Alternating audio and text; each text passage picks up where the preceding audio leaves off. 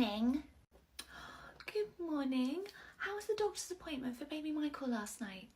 Oh, so that rash around and in his mouth, turns out it's thrush. Thrush? Yeah, the doctor asked me so many questions trying to figure out what it was, and it turns out it's his bottles. The bottles we give him here? No, his bottles at home. Did you know you're supposed to wash them? You haven't been washing his bottles?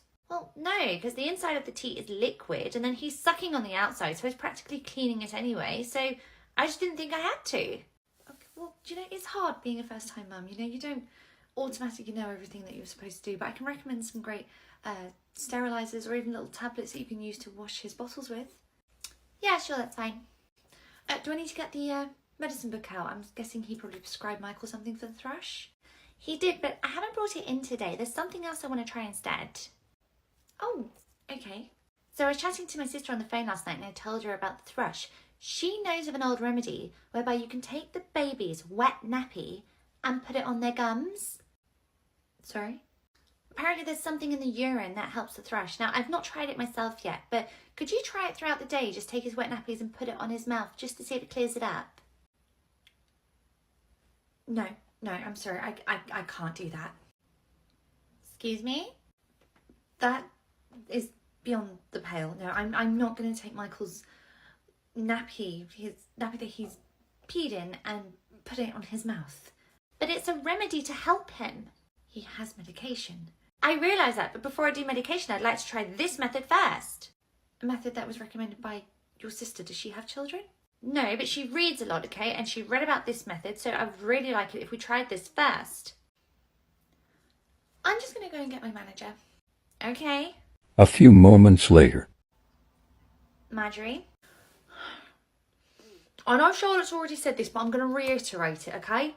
Under no circumstances in this universe or any other will be taking your child's wet nappy and putting it on his mouth.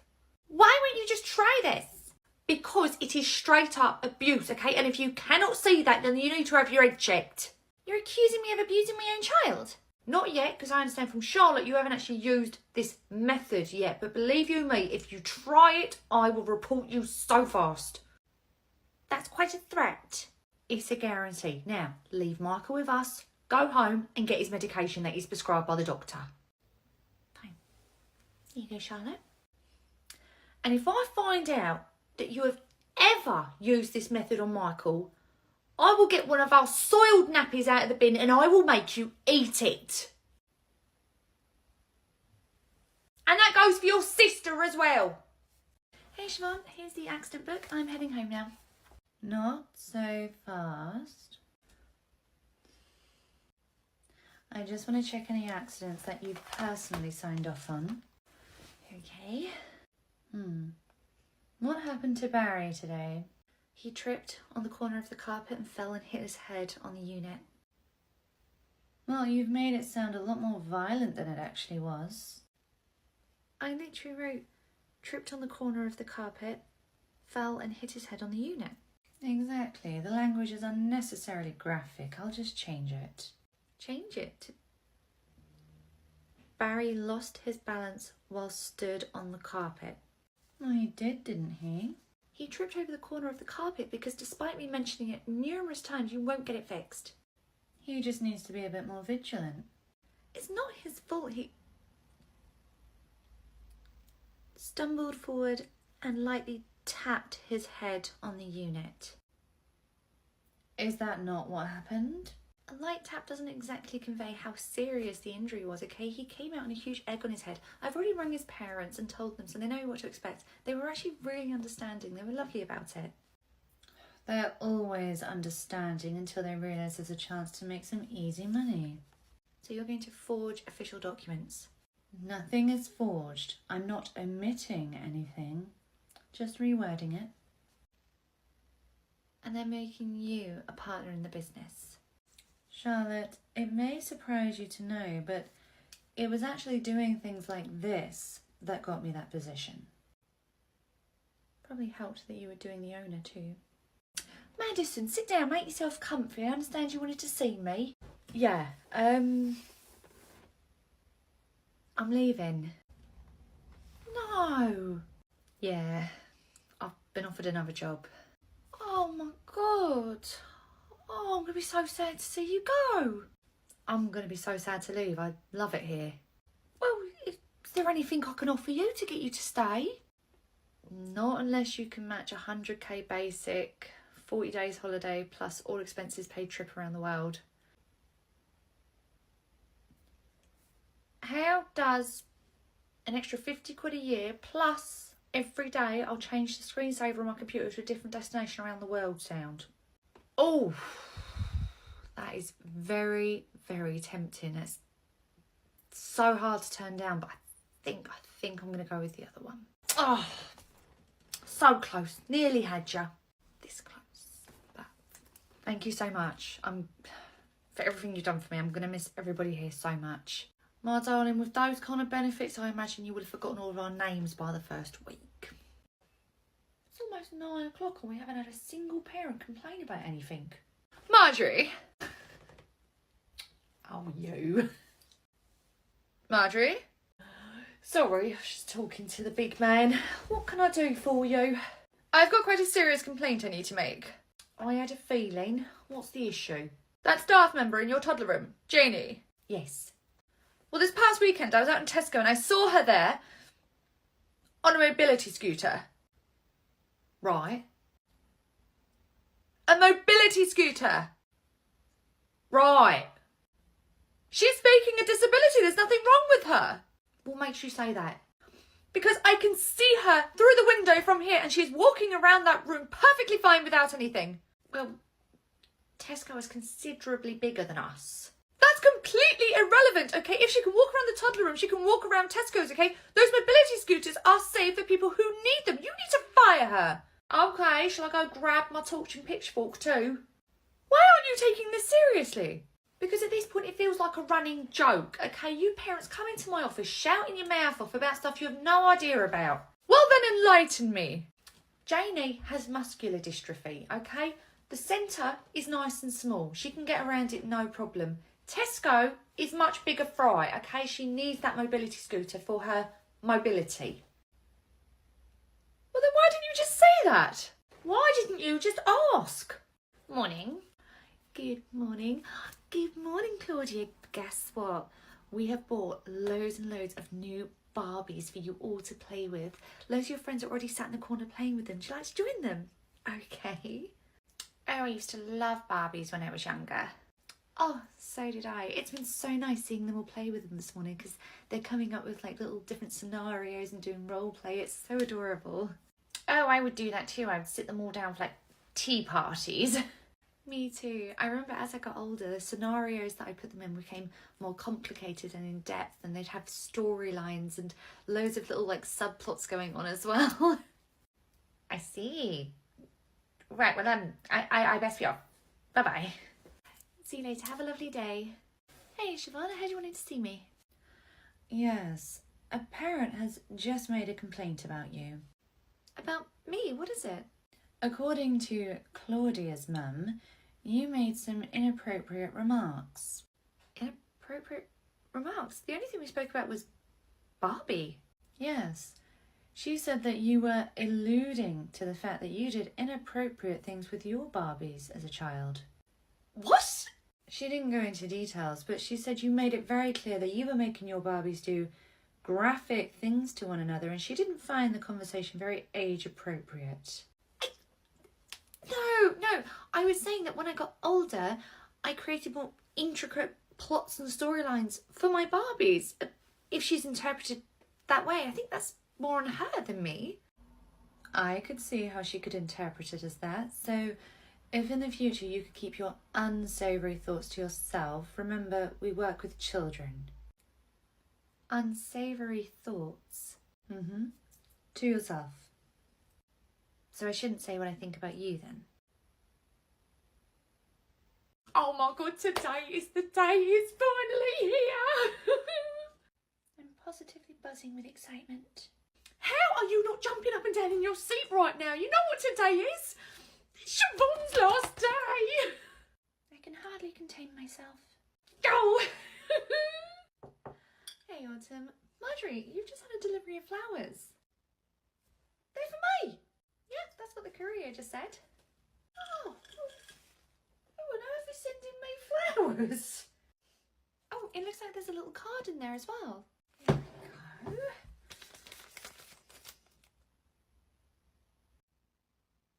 Marjorie, what is it? Marjorie, I'm very much looking forward to working with you in the future. I'm on my way over now. I hope you like the flowers. They're a symbol of our future working relationship. All my love, the piranha. I mean, considering her nickname, actually she doesn't seem so bad, just some flowers. Except, if this is meant to be a symbol of our working relationship, why are half the flowers dead? Wait, they are? Yeah, literally, all round the back, all dead. Doesn't exactly bode well for us working together in the future, does it? Maybe it was just, you know, a bad batch of flowers. You know, sometimes when you order online, you don't know how they're going to turn out when they arrive there. You're quiet. Those flowers being dead was no accident, it was intentional. It's how they work. Wait, do you know who the piranha is? After seeing those flowers, I have a pretty big hunch. Well, then, who is it? Is it someone we've worked with before? Is it someone we know? She's on her way over now. Who is she? She's not a she. It's a man. Autumn, who is he? Knock, knock. Hello, Marjorie.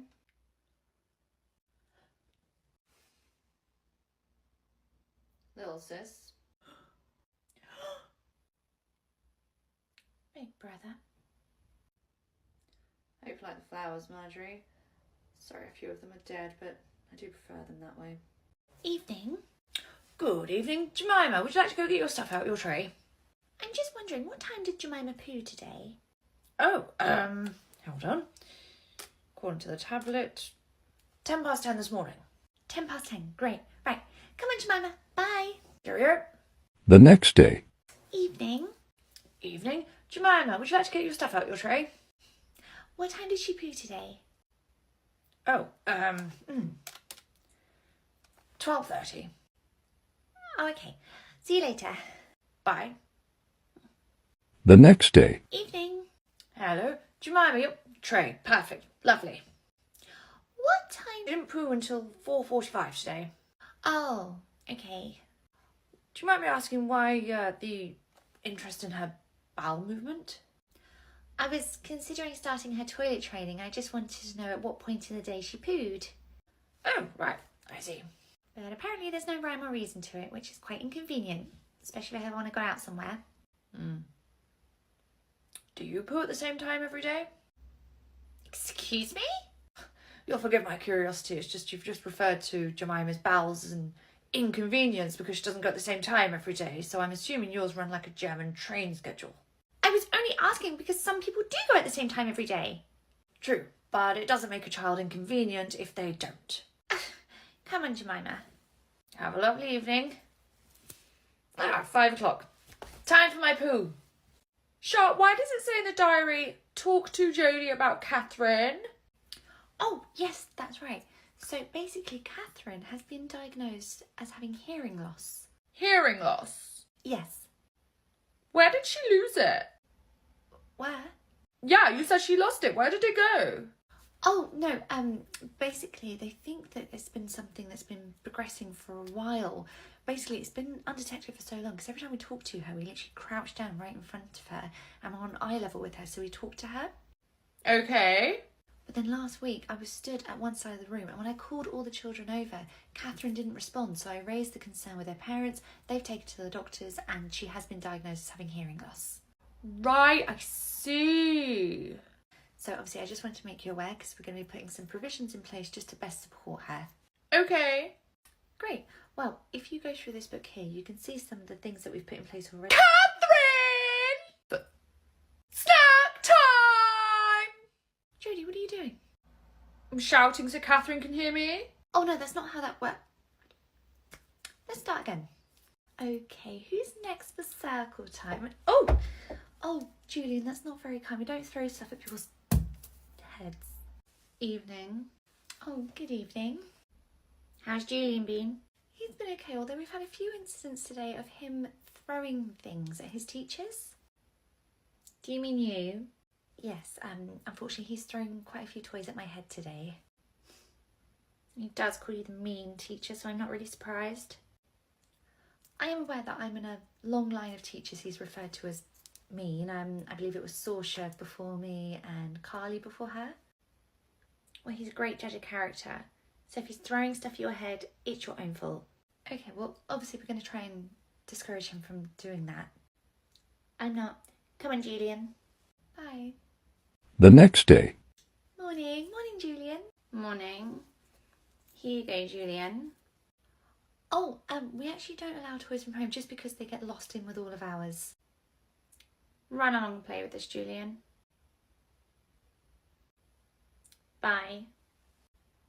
She really hates me. Who hates you? Julian's mum. She said yesterday I deserve to get things thrown at my head because I'm the mean teacher, and then today she's handed a toy to Julian despite me saying that we're not allowed to bring toys from home. Is it the one he's just dropped on the floor? Yeah, that's the one. I'll be back. She definitely had that glint in her eye. Ah! What are you doing? Returning something you left behind. Did you take that off of Julian? That's his favourite toy. Actually, I picked it up off the floor where he carelessly discarded it. It's why we ask you not to bring in toys, because that's how they get lost. Trust me, you are going to be getting some feedback from me about this. I should hope it's a 10 out of 10 for how accurate my aim was.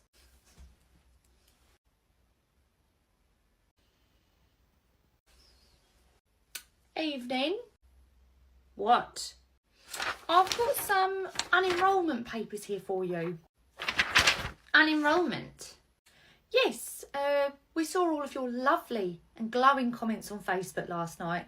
It's very clear you don't like us, you don't want to be here with us, so we thought we'd unenroll you, save you the trouble of having to do it. I don't want to leave. I find that really hard to believe. Ever since Charlotte took over Julian's care, you've treated her terribly and called her the mean teacher and said she deserved to be hit. And it's only now I'm realising this is a pattern because you did the same with Saoirse and the same with Carly before. You seem to hate our staff, so why you'd want to stay here is beyond me. It's none of your business, but I think you'll find it's my decision if I want to leave.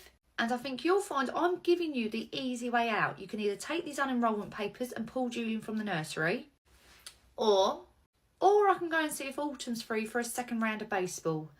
I understand she's got some heavier items she'd like to throw at your head. Good evening. Hi, Laura is just having her nappy changed at the moment. Okay. But I do actually have a small accident form just to go through with you.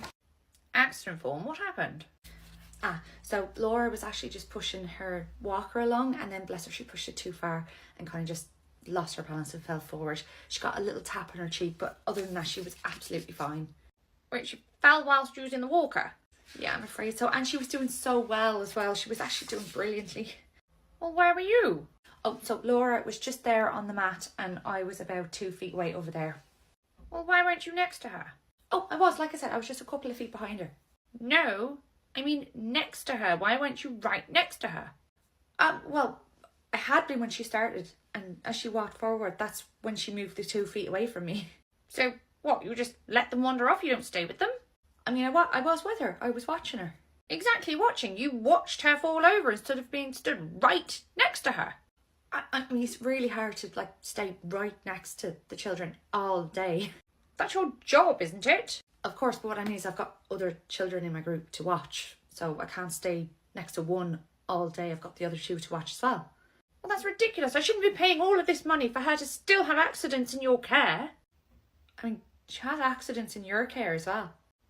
Excuse me? Well, as it's your wife that does all the drop-offs and you do all the collections, maybe you don't know, but anytime Laura comes in with a scratch or a bruise, that has to be signed into her accident book. So? Oh, just last week, her wife said she went out and when she came back, Laura had a scratch on her face because she had fallen and caught herself on the corner of the table. I'm talking about what happened today. Why are we talking about my home life? I'm simply trying to illustrate that even when you've only got one child to watch, they'll still have an accident. So it's feasible to expect that at nursery they'd have more accidents because we have more than one child to watch. My personal life is none of your business, okay? I'm paying you money to watch my child, so I expect you to watch her. Fine, then hire a nanny. Oh, Justin, you've eaten all of your pasta. Shall I get you a second helping? What are you doing? Oh, I was just going to get Justin some more pasta. But he has vegetables on his plate. Yeah, I read in the book this morning Justin has sensory issues. He doesn't like cooked vegetables, so I figure I'd get him an extra helping of pasta because he seems to be really enjoying that. Give that to me. Oh, we don't cater to made-up needs here. Right. Eat your vegetables, Justin. what are you doing? He's going to learn to eat his vegetables the same as everybody else. Right, open up. He doesn't like them. You can't force them into his mouth. He has to learn, okay? I'm sick of everybody pandering to him. Why don't you just go back to dishing up the pudding, okay? I'll help Justin. Oh. A few hours later. Evening. Oh, hello. Justin, come over. Has he been all right today? I saw on the app that he only had like one serving of pasta. That's his favourite meal. He normally goes back in for seconds and thirds. He just wasn't that hungry today. Oh. Actually, Justin was hungry for a second helping. Oh. And he was denied it because he hadn't eaten his vegetables. But Justin's got like really severe sensory issues. He cannot stand the texture of like cooked vegetables. He would never have eaten them. I know. It's what I told his teacher as she tried to force feed him the vegetables. You know he can't eat those. You tried to force feed him them. I merely attempted to get him to try them. You've been his teacher for a year. You know the texture, the smell, the feel of them. It really sets him off. You tried to force feed him those and then denied him more food. Well, children really do need to learn to eat what's given to them. Would you expect this from an adult? Would you put something in front of an adult and force feed them that knowing full well they don't like it? You would never ever do that. Why do you expect the same from children? Because that's how children learn. No, it's how they develop eating disorders. Right. Thank you so much for telling me the truth, Charlotte. I'm going to make sure this is dealt with. Come on, Justin. You! Before you say anything, I've already reported you to Marjorie, okay? So if Siobhan doesn't deal with you adequately, Marjorie's going to force feed you some humble pie. Hello, the nursery. Hello, it's Marjorie from the sister nursery. Marjorie, what can I do for you? Two things, actually. One, what's your name? What? Well, when you sent the flowers to my office the other day, you didn't actually sign the card with your name. You signed it with your nickname, the Piranha. I worked very hard to get that nickname. Well, good for you, but Autumn's not in today, and I realise I have no idea what your bloody name is. So what is your name? Spring. Spring. I'm messing. I know you all love a seasonal name over at that nursery. My name's Reese. Reese? Right then, Reese. Point 2. I've had an email come through from head office. Apparently, I'm going to be lending you a member of staff because you fired a load of yours. Oh, how incredibly generous of you. Thank you, Marjorie. Well, no, it's not something I'm doing willingly. I have to do it because you're firing your staff. Maybe stop doing that. But it is so much fun firing people. Not if it means my staff members have to go over to your nursery because you're letting perfectly good staff members go. Perfectly good? Yes! Remind me, Marjorie, why is it your staff hate working over here? Because some of your staff are unbearable? Guess which ones I let go.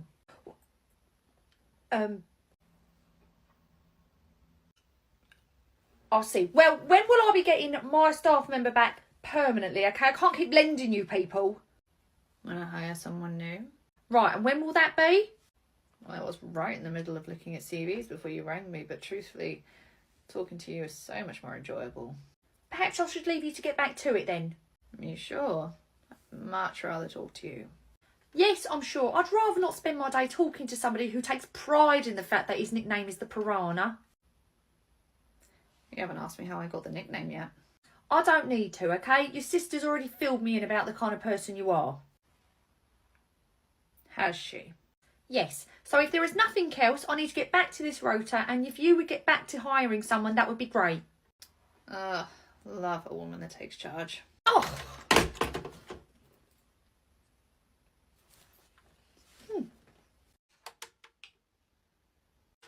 Hello, the nursery. Marjorie, it's Jodie. Morning, Jodie. What can I do for you? I was just calling to let you know that I can't come in today. Oh no, why is that? Because of this ghastly weather. The weather? Yeah, all this snow. I literally cannot get out my front door.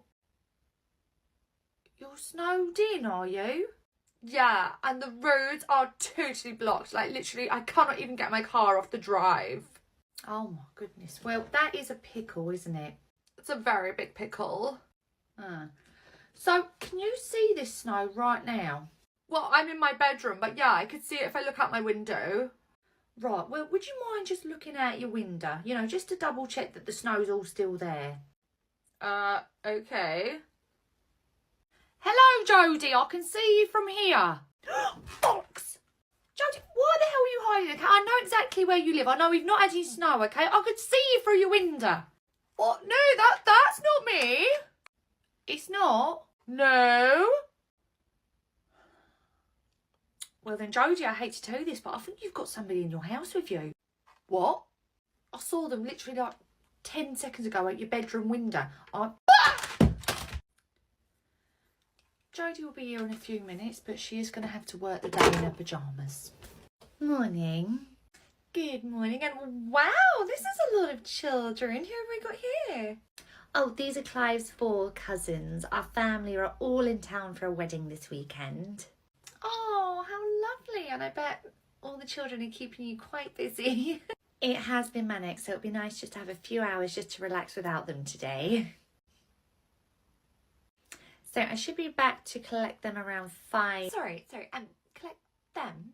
Yes, I'm going to collect all of them. So you want to leave them here? Yes. Is that a problem? Yes, that's quite a big one, actually. We don't know anything about them. They've not been paid for. We've never met them before. Oh, of course. Well, let me go through them all and tell you who each one is. No, it's not just about knowing their names. We don't know any of their medical history, if they've got any dietary requirements, and as I said, they're not paid for, so they wouldn't get fed or anything here. We can't take them, I'm afraid. Well, how about you just send me the bill afterwards? It's not that simple, I'm afraid. Plus, we don't even have the staffing to accommodate 4 additional toddlers. Wait, so you're telling me that you're a childcare setting that can't take children? We can't take unannounced children for free, I'm afraid, no. Right, I'm going to go and speak to Marjorie. Okay, can you at least take Clive? Of course, we're expecting Clive. He has a spot here. Right, kids, stay sitting on that bench. Marjorie? Oh, she's here now. Thanks for the heads up. Bye-bye. Okay, I don't know what she's told. Before you even ask, I'm afraid the answer's no. Why? Well, I believe Charlotte already went through that with you. Staffing, payment, safeguarding, plus you're not even their parent. We'd literally just be taking 4 random kids off your hand and hope that they are who you say they are. Please, look, you know, forget even doing the entire week. Can you just take them for today? You were intending to bring them in every single day this week. But I won't if you just take them for today. I'm sorry, but we absolutely cannot do that. Oh, for heaven's sake, do you have any idea how embarrassing this is? It's fine, look, I'm sure the staff won't gossip or... It's not the staff. It's my family. I said I'd sort it, that I'd taken care of the childcare, okay? And now it's going to be so humiliating when I have to drive all of their kids right back to them when I said they'd all have the day off. Oh, see, you're embarrassed about saving face in front of your family. Yes, okay, their opinion is very, very important to me. Not like your staff's. Good, because this is probably all they're going to be able to talk about all week. I know, and as I say, I'm so sorry, but yeah, Callum will need to go home. He's got an absolutely raging temperature at the moment. Oh, fine! Your mammy can't wait to get here and see you. Right, I'm here. Hi, thanks for getting here so fast. Callum's literally just having his nappy change, so he's nice and fresh to go home. Fine. Would you like me to go and get a stuff? Can I ask something? I'm sure you will, no matter what I say. Did you just spend day running around after the children with a thermometer so you can try and find one to send home. Well, Sure, that's exactly what we're doing. Where we're not, putting them down for a nap or giving them their snack or their lunch or spending 20 minutes wrestling them into their overalls to go out in the garden for 5 minutes just to bring them back in and spend another 20 minutes wrestling them out of those same wet, sopping wet overalls. If we're not trying to run around after them, trying to get the paint off of them because they've smeared it all over their walls, when we're not doing all the paperwork, the observations, all of the activities with them, when we find ourselves with loads of free time during the day and we think, oh my God, I'm so bored, what can I do? Yeah, we run around after them with thermometers trying to find children to send home because we've got nothing better to do with our day.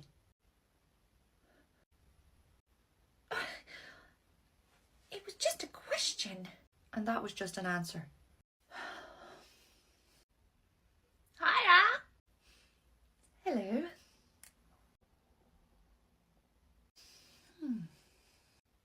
Can I help you with anything? Oh, no, that's okay. I'm just looking for somebody who works here. I work here. Oh, you do? Yeah, I mean, we've never done handover, but I've been here every day when you dropped off. Oh, I am sorry. I just assumed you were one of the parents. Oh, wow. I'm 17. No one's ever mistaken me for one of the parents before. I just thought you were one of those tragic teen mums. Anyway, so I'm obviously here to collect Clarissa. Was she with you today? No, you'll be happy to know that she was not with the tragic teen today. Oh my goodness. Oh no, I hope you didn't think I meant anything offensive by that. Well, Oh God, no, I only meant that, by the way you dress. And, the hair and the earrings. You just, kind of look the sort. That's all. I didn't mean any offence by it. exactly which bit of that am I not meant to take offence to? Evening. Oh, good evening. Oh, I'm so glad you're here. I just needed to ask you something. Yes. We found this on the floor. Now, I'm 99% sure it's George's, but I just wanted to double check. Is this his jumper? Yes, that jumper belongs to George. Oh, great. It wasn't labelled, so I wasn't sure if it was his. But would it be okay if you labelled his clothes just to make sure that we can safely return them to him so we don't accidentally give them to somebody else? No. No? No. What does it say on the label? Oh. It says, George Asda. Exactly. It's already got his name on there. True.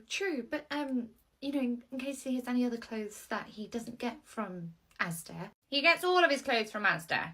Okay, there might be other children who get their clothes from George Asda as well, and we might confuse the two if neither are labelled. Well, then get the other parents to label their clothes, okay? My son is called George. It's already written on the label for him. Okay. The next day, Evening. Evening. George, your mummy's here. I notice he's not wearing his jumper and it's not on his peg either. Where is it? Oh, sorry, do you know, I came in late today, so I wasn't aware he had a jumper on this morning. What did it look like? It's a red knitted jumper. Oh, I think I know the one you're talking about. I found a red jumper outside in the garden earlier, stuffed in a hedge, so I went and put it in the lost property box. Why did you put it in there? Oh, it wasn't labelled, so I didn't know who it belonged to, but I can go and get it. What do you mean it wasn't labelled? It clearly says George in it. Oh, yeah, I saw where you bought it from, like George Asda, but I didn't know it belonged to George. What do you mean you didn't know it belonged to him? It literally says his name. Yeah, it says the brand name, but, a lot of kids here wear clothes from Asda. Yes, but they label their clothes, okay? I don't need to do that because the brand name is the same name as my son's. Oh, right, I didn't realise that was how you sort of labelled it. Why are you doing label in air quotes, okay? His name is George. It clearly says George on the label. Right, noted. Well, as I said, I can go and get it out of the lost property box for you. Well, yes, you can go and get it. It's certainly not up to me to go and get it, is it? Because it shouldn't have been there in the first place, should it? I'm so sorry. It's been a really long day. I don't have the energy to go through this whole conversation again. All right? Oh, good evening. Matt, your daddy's here. He's playing with Nathan again. Yeah, I mean, they've been inseparable since the baby room. They've been best friends for years now. Is there any way to like... Oh, no. Stop that. Stop what? Them playing together all the time. Oh, we're not forcing them to play together. They're all free to choose who they play with.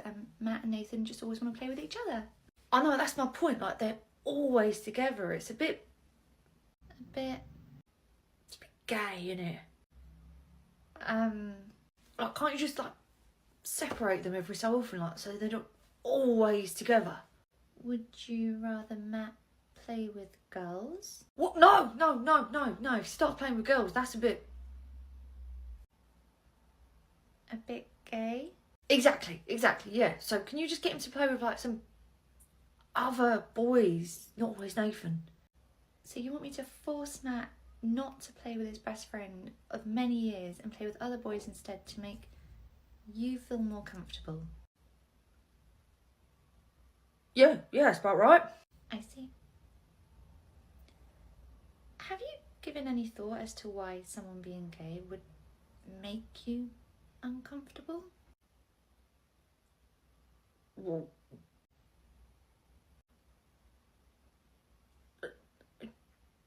let him play with who he wants to. Perfect. Hello. Hi, I'm here to babysit Josie. Right, come in. So, this is the lounge. Oh, your home is lovely. Thank you. So you've never babysat for me before, have you? No, but I know loads of the staff have all babysat here before. That's right.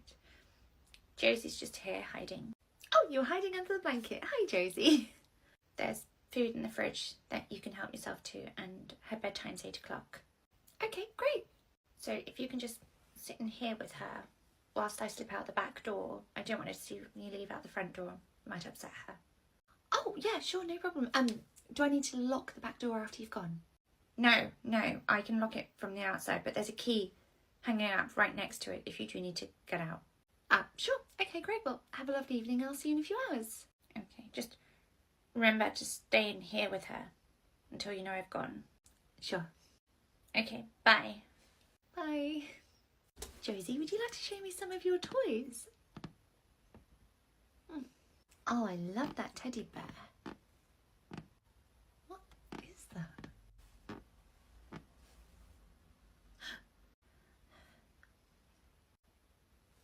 Hi. Oh. Hello. Is everything okay? Yeah, I just forgot something. Forgot something? Yeah. I've been hearing movement up here ever since I heard the back door closed. Have you actually left the house yet? No, I haven't. No. It's been an hour and a half. Were you planning on going out tonight? I'm sorry, I'm really lost. What's going on?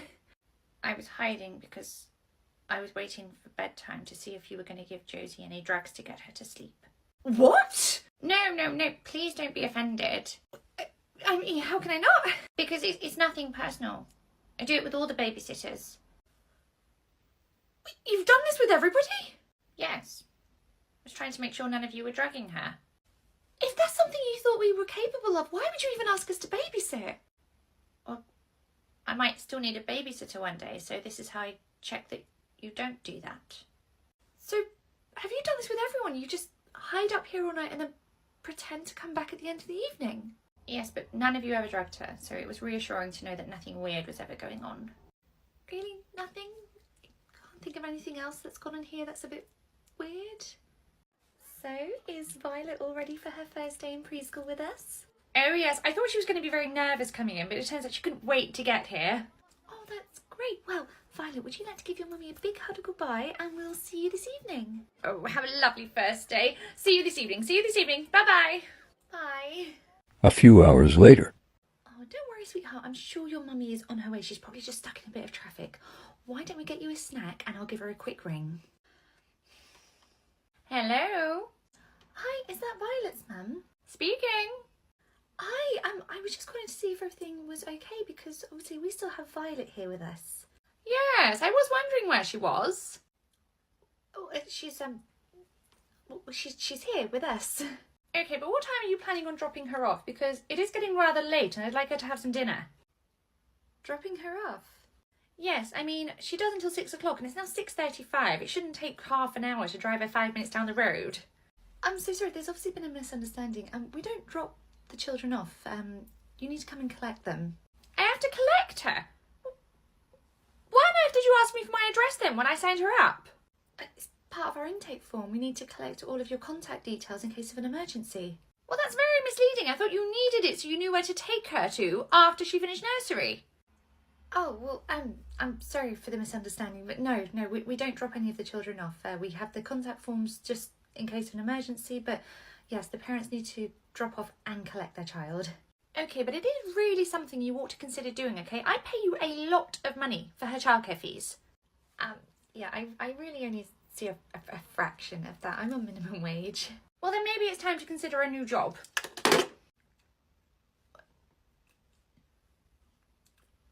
Maybe I should. So, is Gillian all set for her first day? Yeah, she is so excited. Great. And is that her bag there? Oh, yeah, we've got everything packed for her. Great, thank you.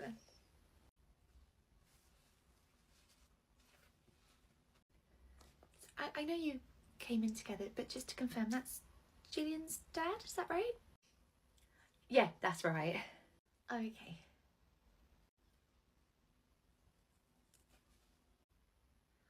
Right, Gillian, would you like to say goodbye to your mummy and your daddy? Bye, Gillian. Have the best first day.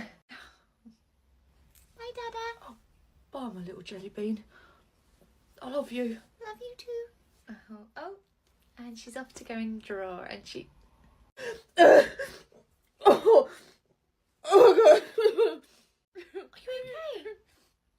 Oh, Gillian's our eldest, so she's the first to go off to nursery, so it's a bit emotional. Oh my goodness, I'm so sorry, Gillian. Truthfully, I didn't know what was going on. I thought you were acting really sketchy. That's alright. I just didn't want him to see me cry. Just to give you a heads up, Gillian's got her vaccines next week, and he's already bought some edible glitter to put on her apples that day, so everything's about to get extra, just to pre-warn you. Oh God, no, that's fine. Glittery apples. I'm gonna cut him into stars. She's gonna be so brave with her vaccines. There's going to be an absolute riot come lunchtime that day. Hello? Marjorie, you are never ever gonna believe what I'm about to tell you. Oh, this sounds juicy. Hang on. Right, let me get me cuppa. Right, shoot. Do you remember about 4 months ago when I covered here at the sister nursery and I told you about that really weird drop-off? Don't really narrow it down at the sister nursery. Remind me again? So, according to the register, we're just waiting on 2 babies to come in. Oh, they're both new starts. It's their first day today. Oh, okay. They should be here any minute. Oh, there they are.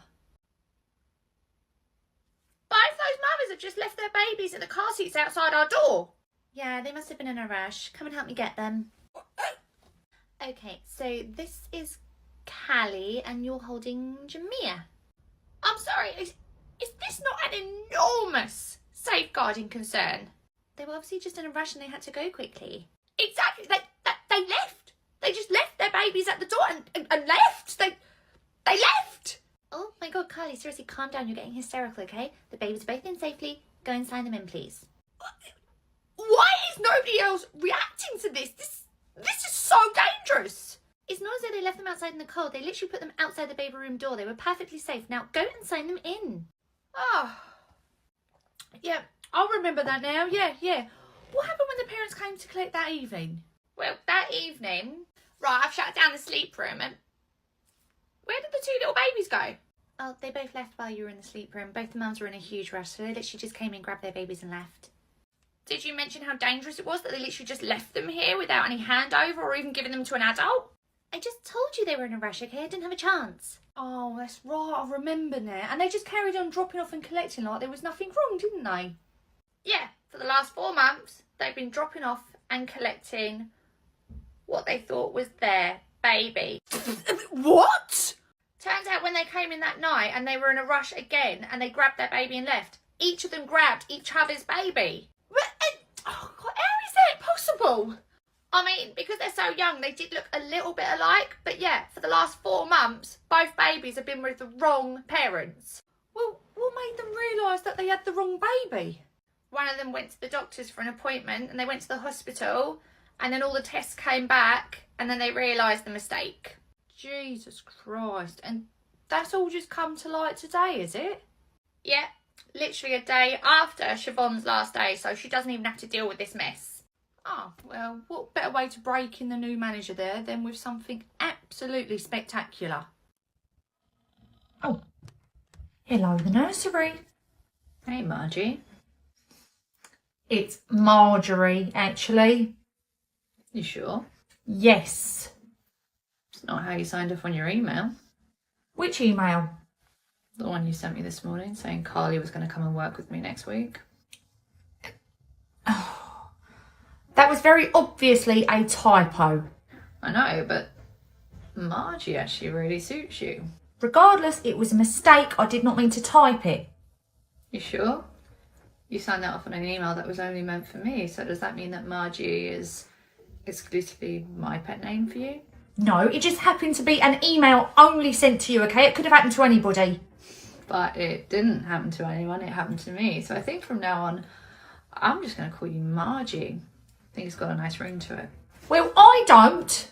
Sure you don't like it, Margie? Yes. Okay, fine. If you really, really don't want me to call you Margie, just tell me to stop.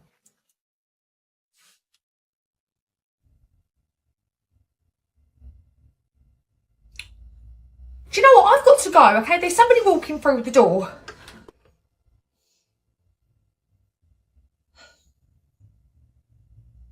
There's nobody walking through the door, Marjorie.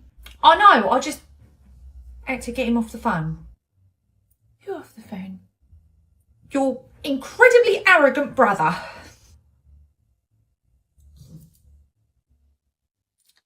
Careful, Marjorie. My brother's charming, but he does take joy in other people's pain. What do you mean? No, look. I know he's a bad person, okay? And even if he weren't, he's your brother. I'm never going to go there. I'm just warning you. He's not a good person. He tormented me for years. Has he always been like that, even when you were kids? No, as children, we were always very close. I adored him. In fact, he was my best friend. Oh, I had no idea you were close growing up. What happened? One day he just stopped being nice to me. He just stopped? Yes. And he's been horrible to me ever since. Autumn, I'm so sorry. I can't even imagine what that must have been like for you. It's fine. I've made my peace with it. I just hate to see history repeat itself. So we're going to go around the circle and all talk about something that we did with our grown-ups this weekend, okay? So, Jess, why don't you start? Okay. Hey, Marjorie. I just really quickly needed to tell you something. What's that? I was just doing circle time with the preschoolers and Jess mentioned something. What did she say? So I asked them to say something that they had done with their grown-ups that weekend, and Jess said that her dad had dealt a lot of weed. She said it exactly like that? Exactly like that, verbatim. Daddy dealt a lot of weed. Okay, is he coming to collect tonight? I believe it's him coming to collect, yes. Okay, well why don't you send him to me first and I'll have a chat with him before he goes to collect Jess. Okay, will do. A few hours later. Hey Marjorie, Charlotte said you wanted to see me? Oh, yes, please, have a seat. Alright, everything okay? Look, I'm very, very sorry to put you on the spot, but during circle time this morning, Jess said something and we have a duty of care to follow it up. Oh, what did she say? She said over the weekend, Daddy dealt a lot of weed. Now, I'm sure you can understand from our perspective, it's a huge safeguarding concern when a child is mentioning drugs, so that's why we have to follow up with it. Oh, no, it's not what you think. Okay. It's actually kind of funny. I'm a gardener, will say it in your paperwork. And over the weekend I was belly aching about a particular garden I'd gone to because the upkeep had been terrible on it, so I had to deal with a lot of weeds. Oh! Yeah, I was just having a grumble about my job. I wasn't dealing weed, I was just dealing with a lot of weeds. Oh my word. Right, well, I'm very, very happy we got that straightened out so quickly. Yeah, sorry for the misunderstanding, but probably give your staff a good laugh later. I'm confident it will, and now that I think about it, I do remember the fact that you're a gardener, so I am very, very sorry about all this. Don't worry about it. Being mistaken for a drug dealer is probably the most interesting thing that's happened to me all week. Bye-bye. This close to being in a real life Breaking Bad. Hi, Reese. Carly? So my assessor said that since I'm working here this week, she's going to come and do my observation here. So here's the activity I've got planned for it. Normally Marjorie just reads it over and she always approves it. So if you could do the same, that'd be great. Thanks. Wait. Yeah? This is the activity you've got planned for your upcoming observation. Yeah. Yeah, it's rubbish. Do it again. I worked really hard on that. Did you? Fine, I'll redo it. Good. A short while later. Right, I've redone it. So if you can please, just give it a read and approve it, and then I can be on my way. Thank you. Stop.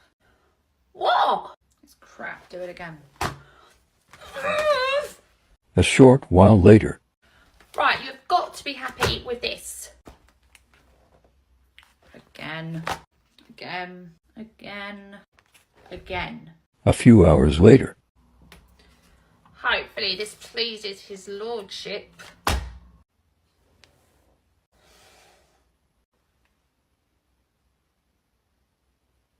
Better.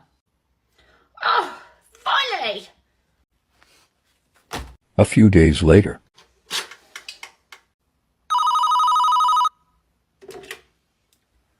Hello, the nursery. It's Marjorie. Actually, I'm really glad you called. Carly came to work with you. Sorry. No, it's fine. You go.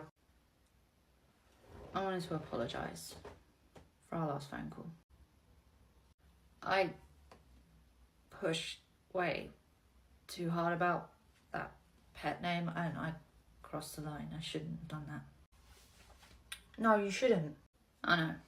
I'm sorry. I've just spent so many years pretending to be an arsehole that I'm actually turning into one.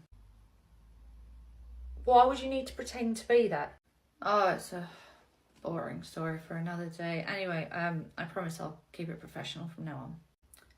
Good. Well, in the spirit of keeping it professional, I want to talk to you about Carly. Sure. She said you were quite mean to her about the activity she had planned for her observation. It was awful. You can't say that, for goodness sake, okay? She is an apprentice. She needs words of encouragement, okay? Not you being mean to her. Carly's a really bright young girl. She could use the extra push. That is not how we do things, okay? Do you want her to fail? The results back from her latest observation, if you'd like to hear it. Enlighten me. Full marks, with a note from her assessor saying it's the best observation she's ever seen from Carly or any other apprentice. I see. So apparently being an absolute ghoul has its advantages sometimes. Marjorie, you're so determined to make me your villain. Would it kill you to admit you might just like me a little bit? Please, I don't fancy you.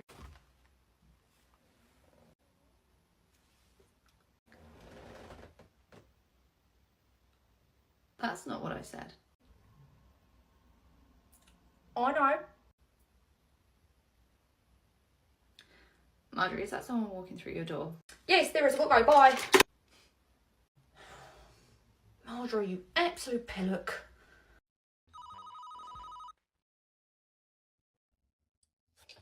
Hey, you. That's how you answer the phone to parents. Got caller ID, I could see it was you. What if it had been autumn? Sister would never call me. Fair enough. Right, Carly's on her way over, so I want to set some ground rules with you. Okay. Under no circumstances are you to make fun of her work, demean her, demoralise her, make her feel bad in any way, okay? You do not yell at her. You are not horrible to her. If you've got something to say, be constructive. Okay. Reese, I mean it, okay? I am very protective of Carly. So do not be mean to her. I won't be mean to her. Good. Reese, I need you to be mean to me. What?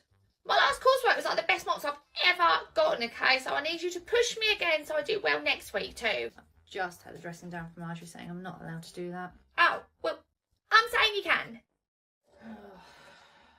Fine, square it with Marjorie first.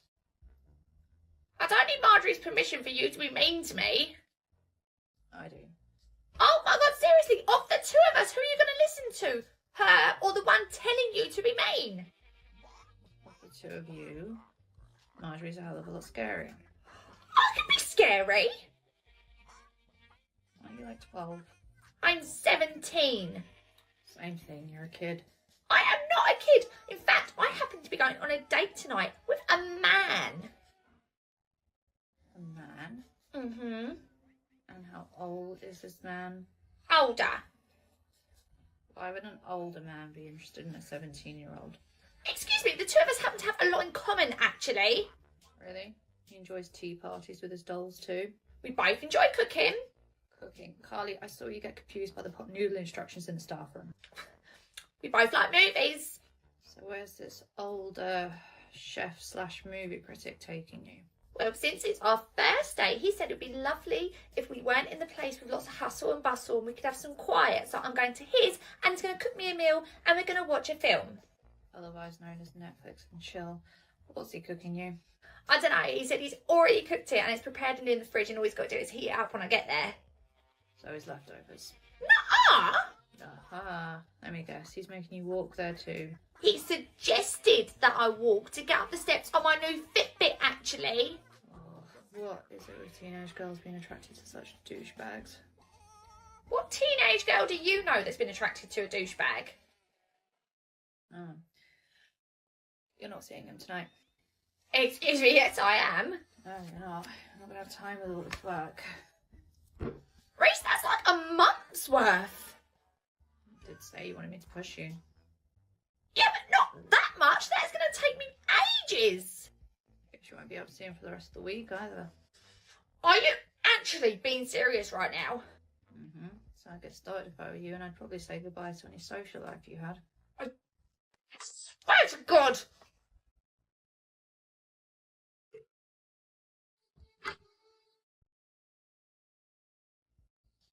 Okay, Marjorie, don't be mad.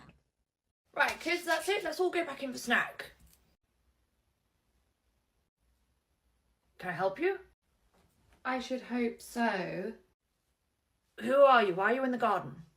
Good question. Why am I in the garden? I don't know. It's why I asked. I'm from the local authority. I'm here to do an inspection. So did someone let you into the garden? No. I snuck round the side of the building and climbed over the fence. Why would you do that? To show you how easily somebody could get into the building. Look, you've left the back door wide open. It's called free play. There's a member of staff right there. Look, her name's Charlotte. Either way, I managed to get here and you didn't even see me come in. Forgive me, but I didn't know to look for people scaling the fence. Exactly. Glaring hole in the security here. I will be reporting this. Oh, there is only room for one unhinged woman in my life. Marjorie. Yeah? That visitor from the local authority that you were expecting, they're here. Oh, Cinderine. She's across the road at the church hall. She decided to sneak around the side of the building and climb over the fence. What did she do there? To point out the glaring hole in our security. Anybody can climb over a fence. It doesn't mean the place isn't secure. Well, either way, she's going to report me for leaving the back door open because she said she could gain access to the building. Was it for free play? Yeah, Charlotte was right inside the door. Right, well, I'll email the local authority now because that seems really extreme. The word creepy sprung to mind. In the meantime, send her over to me. Gladly. A few moments later. Are you the manager here? I am, and given the attitude Charlotte warned me about, I don't need to ask who you are. Attitude? That is rich coming from somebody who can't even keep their own nursery safe. Oh, yeah, about that. I emailed your superior. Okay. Told them about your jailbreak experiment, and they did have something to say. Good. What was it? Please tell her to go in through the front door so she can sign in and be vetted like every other visitor. Wait, what? Yeah, in other words, stop breaking into nurseries. It's really weird. Ah, thanks a million. Stop, I know. Oh, right, talk to you later, thanks. Hi, hello. Everyone's congratulating you. What's going on? Did you get a promotion? No, I just broke the news that, I'm going to be a mammy. You're pregnant? My wife is, yeah. Oh, your wife's pregnant. Yeah, we're absolutely made up about it. We're on cloud 9. Anyway, how's Jed? Oh, Jed's fine. Just, I'm sorry, I just have to ask. Whose egg is it? Sorry? Well, you said your wife's pregnant, but that you're becoming a mummy, so I'm just wondering whose egg it is. I'm sorry, I had to ask. Did you have to ask? Well, you've announced it, so I was just being curious. Well, we're not actually going to be disclosing all of the details, but we're expecting a baby together. I see. So are you going to be telling the children? I mean, yeah, if they ask, of course I'm going to tell them that I've got a baby on the way. And you're going to tell them that it's with your wife? If they ask. I see. I just, speaking as a concerned parent, I just want to make sure you're not, What? Just pushing your anus onto them. Do you know, I'm in such a good mood today that comment hasn't even bothered me.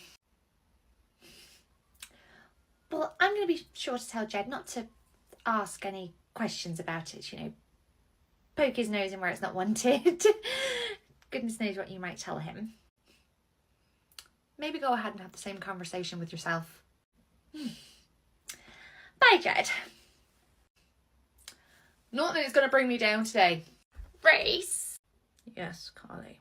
Okay, so you may have been right about that guy the other night, because after I didn't go to his house, my friend showed me his snap score and he has been rizzing other girls. Yeah. Yeah, I don't know what any of that meant. Basically, you were right, he was a douchebag. Shock. Anyway, I was hoping I can get your advice about something. About what? Okay, so I've been texting this guy. My age. I promise. Okay. Anyway, I don't really understand how to read between the lines, so I just need a bit of male input.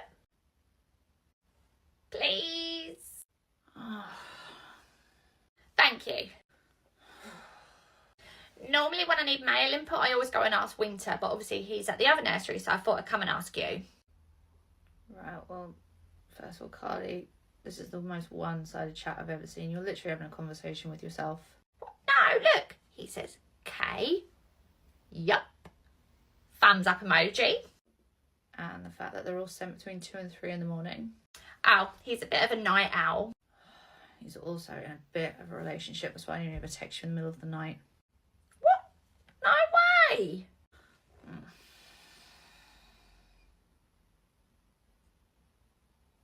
Changing his name to Red Flag.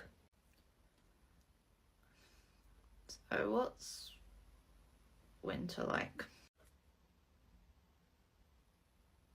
Is that a little bit of brotherly concern? Forget I asked. Okay, no. Okay, right. He's alright. Carly, I've described parking spaces as alright. What else? Okay, so he's very kind. He's really funny. He's actually kind of sassy. Sassy? In the sense that he takes absolutely no nonsense from any of the parents. Oh, and he's besotted with your sister. So he's a good guy. Yeah, he's a really good guy. Always stands up for the kids against the parents. So I suppose you could say he's very gutsy too. I suppose you'd have to be to have the courage to ask Autumn on a date. Oh, he never actually asked her on a date. The two of them hooked up after getting drunk at the Halloween party. Ah, Oh, sorry. Totally forgot that you two were siblings for a second, which is wild because you two look identical.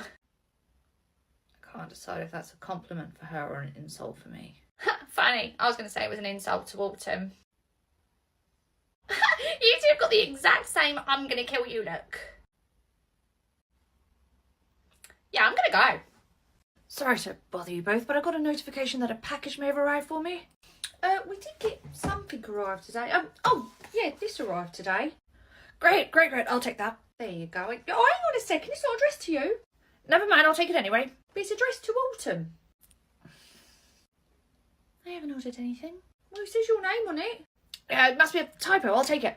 But it's not addressed to you. It's addressed to... Is this a Valentine's present?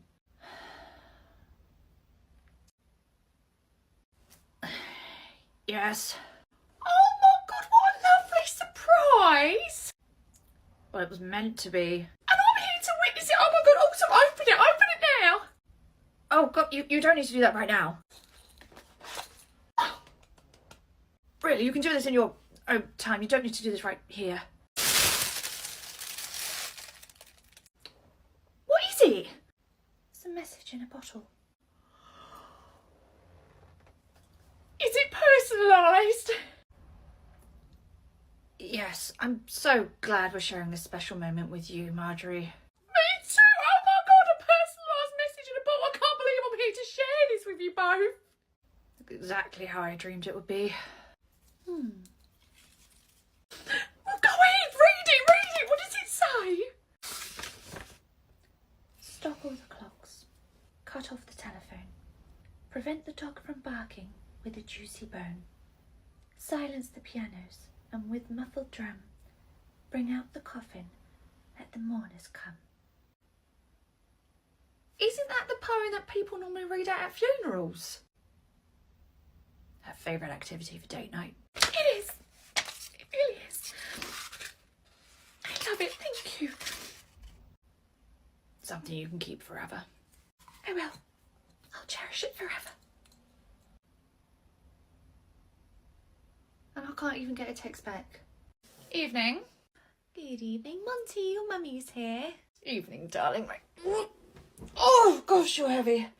Oh, bless you. Oh, Monty, you're not going to make your mummy carry you all the way out, are you? Oh, God. He does need me to carry him. Oh, okay. Well, we'll see you tomorrow. See you tomorrow. Come on. The next day.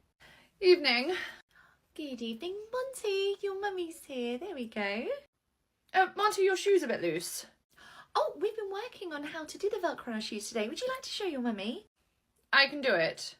Oh, okay. Well, that was one of the things we've learnt today. In fact, this week we've been learning all the things we can do for ourselves just to get them ready for school in September. You don't need to teach him that. I do everything for him.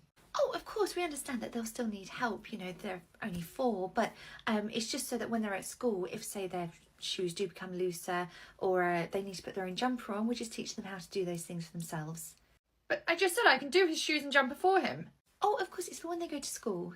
Well, then he can learn that when he's in school, okay? Right now, I can do it all. Oh, yeah, of course. Right, come on then. Oh, right. See you later. Bye. The next day. Afternoon. Oh, good afternoon. Sorry, I didn't realise you were coming to collect early today. Sorry, Monty's just in the middle of his tea. Okay, Why is nobody feeding him? Oh, Monty feeds himself. But you've got him using a fork. Yeah, Monty's been using a fork since the toddler room. No, this is not how we do things at home. He's spoon-fed. Oh, well then, you don't need to worry about doing that. Monty's fine motor skills are fantastic. He's able to use a knife and fork very well. I never asked you to teach him how to use cutlery. Oh, it's just part of their development, learning how to become more independent, particularly the ones who are going to be going off to school in September. Well, as I've said before, he can learn that when he goes to school, okay? He's fine being spoon-fed right now. Okay, I do appreciate it's quite hard to let go, isn't it? Particularly when they're so young and they still need us. What are you talking about letting go, okay? He's still very young. He still needs help, okay? So would you mind spoon-feeding him? Oh, I mean, he has no need to be spoon-fed.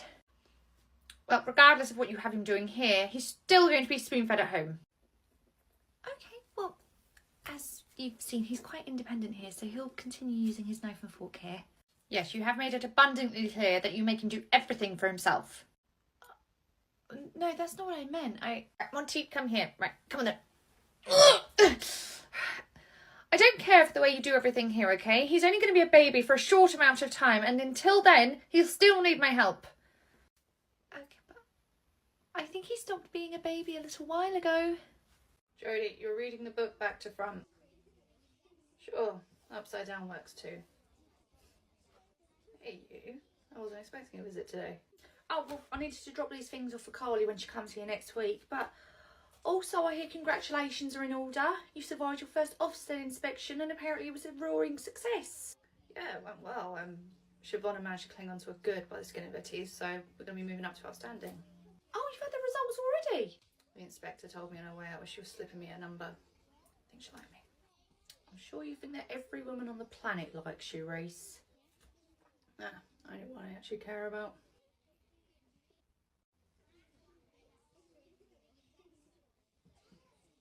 Oh, so you have something...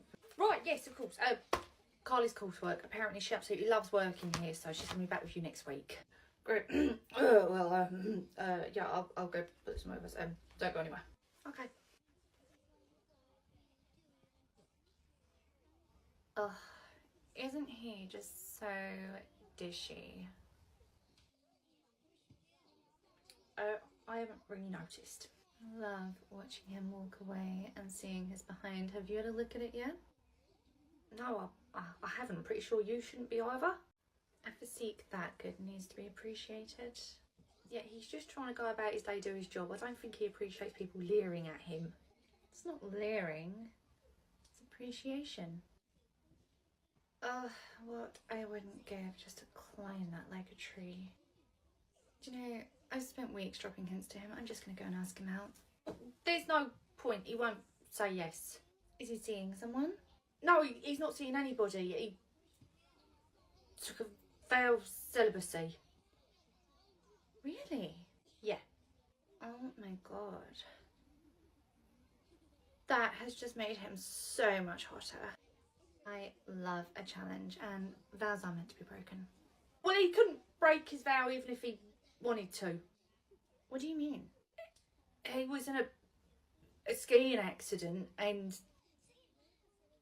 well...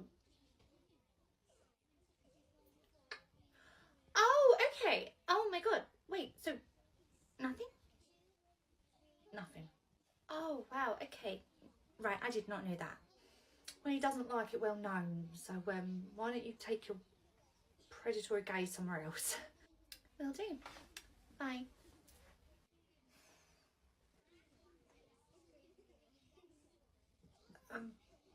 I'm celibate and chopped. Wow, Marjorie, you really said belts and braces. I'm sorry, okay, but she was just being such a creep and it was so inappropriate, and you can do so much better than that. It's fine. Besides, it gives everyone something to talk about. What do you mean? Diane is the biggest gossip in the nursery by now. That little bombshell you dropped is in about half a dozen WhatsApp groups. Oh my god, I am so sorry. Look, I'll go and catch up to her now and I'll set the record straight. Nah, leave it. Really? Yeah. If all the staff and parents are gossiping about me, they're not gossiping about each other. Aren't they? I see. Well, I'll best be going, but just in case that news doesn't deter any of the parents from hitting on you, I should probably let you know it is strictly against the rules for staff to date the parents. And what do the rules say about staff dating other staff? It's frowned upon. Jodie, that's a toy phone, okay? If you want to speak to me, I'm right here. Morning. Good morning. Good morning, Imogen. How are we today? She's fine today. Great. We certainly seem to have a lot of layers on today. Oh, just one or two. It is a cold day. Yeah, it has been a bit chilly. What's this we've got? Have you got leg warmers on? Oh, wow. And you've got a vest and a top, that's right. A turtleneck and a jumper. Wow. All wrapped up. Well, you're indoors now, sweetheart, so maybe you can take your hat off. No. I'm just absolutely terrified of her catching a cold. Oh, okay. Was Imogen ever quite poorly as a baby? No, she's never really been a poorly child, and I want to keep it that way, so I just want to keep her in the layers so she doesn't catch a cold. Oh, okay. All right, no problem. Well, we'll keep an eye on you, Imogen, just in case you get a bit too warm. She'll be fine as she is. Okay, well, we'll see you later. Bye-bye. A few hours later. Right, careful on the mud. What's that, Imogen? Yeah, of course, you can take your hat off. You're getting a little bit sweaty under there. You've been doing a lot of running. Okay, perfect. Off you go. Remember, be careful. That mud is really slippery. Excuse me. Oh, hello, Imogen. Your mummy's here. Why are you holding her hat? Oh, she literally just passed it to me. She was getting a bit hot and sweaty under there. But I specifically told you for her to keep it on. Oh, we had kept it on for most of the day, but like I said, she got really hot, so she had to take it off. But we're outside. Yes, but she's been running around non-stop, so she's quite hot now.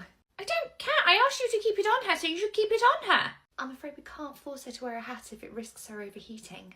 But what about the risk of her catching a cold? To be honest, that's more likely to happen inside where all the children are kind of on top of each other. At least out here, she's out in the fresh air away from them all.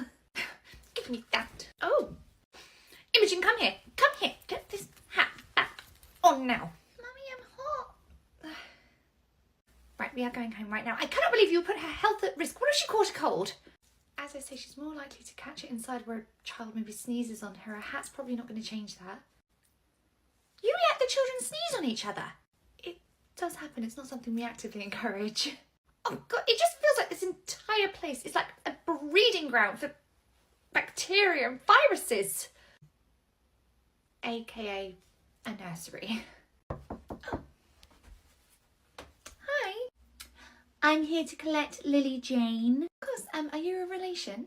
I'm her aunt, Nikki Vanderhoff. Okay, bear with me a second. I'm just going to go and check you're on the approved collection list. A few moments later. Hi, so you're on the approved list. I just need to check some ID and then I can let you in. ID? Yes. But you just said I'm on the approved collection list. Yes, you are, but I just need to check some ID to make sure that you are who you say you are. I'm Nikki Vanderhoff. Wonderful. Well, if I can just check some ID just to make sure that you are Nikki Vanderhoff. Are you serious? Yeah, it's for safeguarding reasons. Do you know who my family is? The Vanderhoffs. We literally own this town. Oh, that's great, but as I say, I'm going to need to see some ID. Do you have any idea who I am? No, that's why I'm asking for ID. Oh, she's going to flip out when she realises she needs a password too. Morning. Morning. Did you have a nice weekend? Not really. Oh no, what happened? I received a letter about Tony. Is everything okay? It's from the health visitor. They want me to bring him in for a checkup. Oh, that's all right. No, for his age, he would be due one. Yeah, that's absolutely fine. It's nothing to worry about. Nothing to worry about? Yeah, they're just routine. Routine. It's so the government can keep tabs on us. Well, yeah, they're a way to keep up with the progress of Tony's health. No, it's the government wanting to know where we are, why we're doing it, what we're doing. I mean, what do you think? What do I think about what? What do you think, Carly, about the government keeping tracks on us? I mean, I don't really think the government really cares about a child's checkup. Is everything alright? Yeah, fine, just keep talking. What do you think about the government? I think that is a phone in your pocket. Are you recording me? What? No. Shh, no. Why are you recording me on your phone? Because one day I may need this as evidence when I finally find out why they want my child to come in for a checkup. I told you, it's routine. Literally, all the children go in for a checkup. And are you still recording me? Oh, do you know what? Forget it. You're all completely blind as to what is happening right in front of your eyes. Nobody listens to me. Well, your phone was listening to you. What? Your phone. It's always listening to you. You never notice all the ads are targeted for you? or you'll be talking about something and straight away there's an advert for it on your phone. That does happen. Yeah, like I said, I don't think the government gives two hoots about your child's health check. However, the advertisers, they want to know what you're interested in.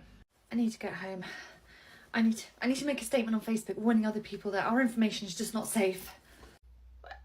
Yeah, I'm pretty sure Mark Zuckerberg has the most information on you. Morning. Good morning, Toby. How are we today? We're fine. Smashing. Right, Toby, do you want to run along and get some breakfast? There's a good lad.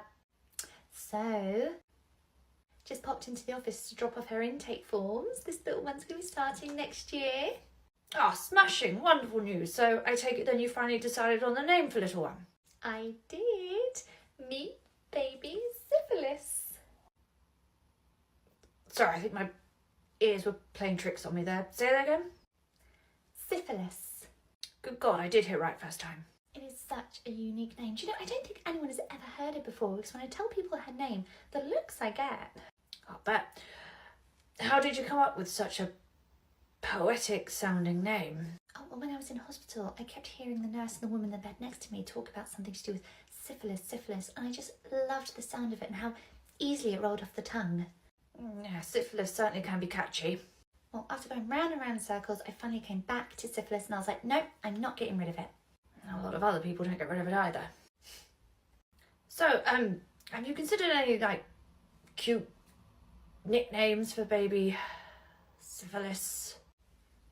No, I haven't really. What's her middle name? Tilly. Tilly. Mm-hmm. Your last name's Irwin. Yeah, Syphilis Tilly Irwin. So her initials are S-T-I. Oh my God. That never even occurred to me. Really? Sexually transmitted diseases never occurred to you when you were naming your daughter Syphilis?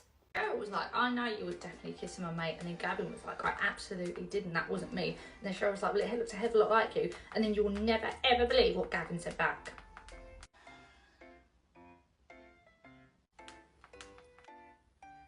Well, what? What did Gavin say? I knew it. I knew you lived for the nursery gossip. Okay, you like to pretend that you don't care about what's going on in anybody's lives, but you care just as much as the rest of us. Morning. What's going on here? She's just been chewing my ear off for the last 20 minutes. I've been spilling the tea about what's been going on at his nursery. It's piping hot, apparently. Oh, did you drive Carly in?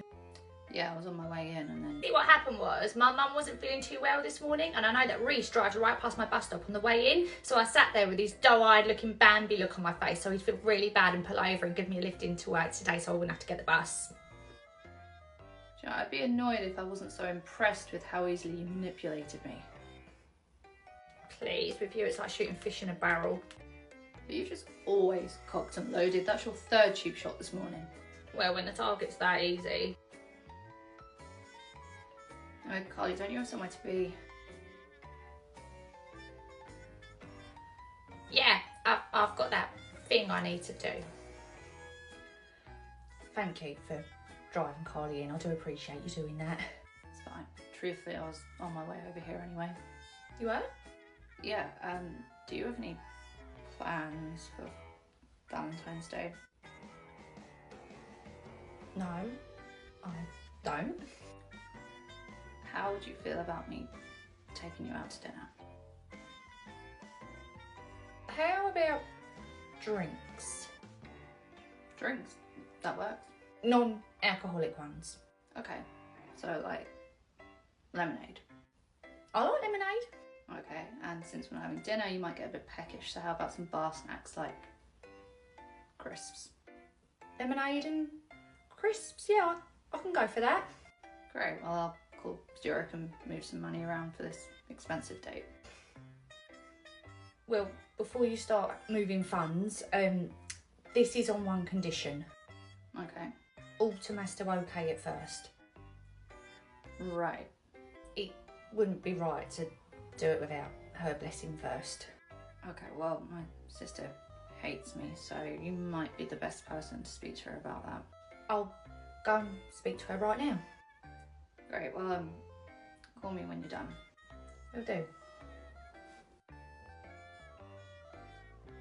Autumn, I was wondering if I could speak to you, but what are those? Dried flowers. Who are they from? Card signed the piranha. I cannot believe this. What's the matter? I came in here to ask if it'd be okay if I went on a date with your brother, and I've just come in to discover that he's actually a sociopath. You didn't know that already? No, because obviously I had my blinkers on. I mean, who sends his own sister dead flowers? He did do it on his first day here as well. I know, I am such a moron. I cannot believe I was falling for his crap. I did warn you not to fall for his charm. I don't understand. Was this some long game he was playing? Oh my god, I'm so annoyed at myself. Marjorie, you are such a pillar. And to think I thought for 1 second that actually I got it all wrong and he was a good person. You're not the first person that's fallen for it. Ugh.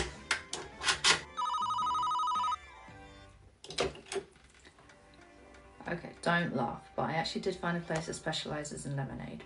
Yeah, you can go ahead and cancel that date. Autumn said no. No, I am. Marjorie, are you okay? No, I'm not, okay? I just had a huge wake-up call and I cannot believe I've let myself get sucked in by you. Marjorie, I am not finished. Okay. All this nice guy stuff you've been pulling over the last few weeks, I'm realising now that it was all a complete act, okay? You are nothing like you portray yourself. You are actually, deep down, a really awful and grotesque human being, and I have no business being anywhere near you. Okay.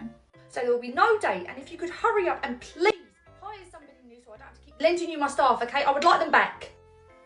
Fine.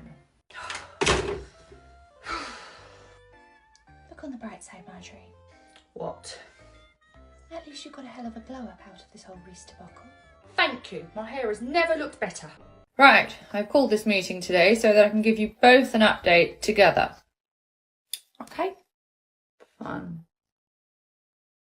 Right, Reese, you've been at the nursery a few weeks now and you've still not hired anybody new. Really dragging your feet there, aren't you?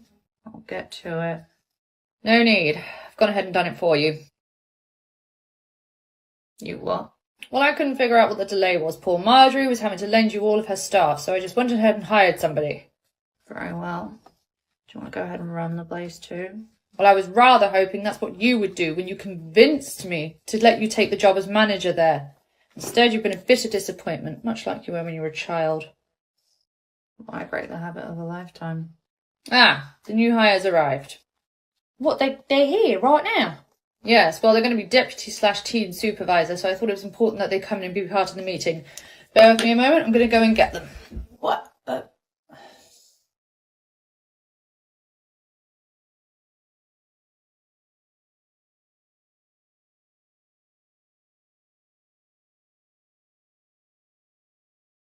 You're wondering if I asked my dad for the job just so I could be close to you.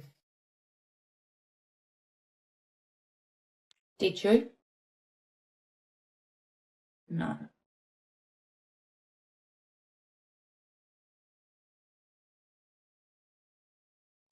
Right, she's just stopped at the bathroom on her way in, but she's very, very excited to come to meet you, Marjorie. Obviously, she already knows Reese. What do you mean she knows me? Who is it? It's, Dad?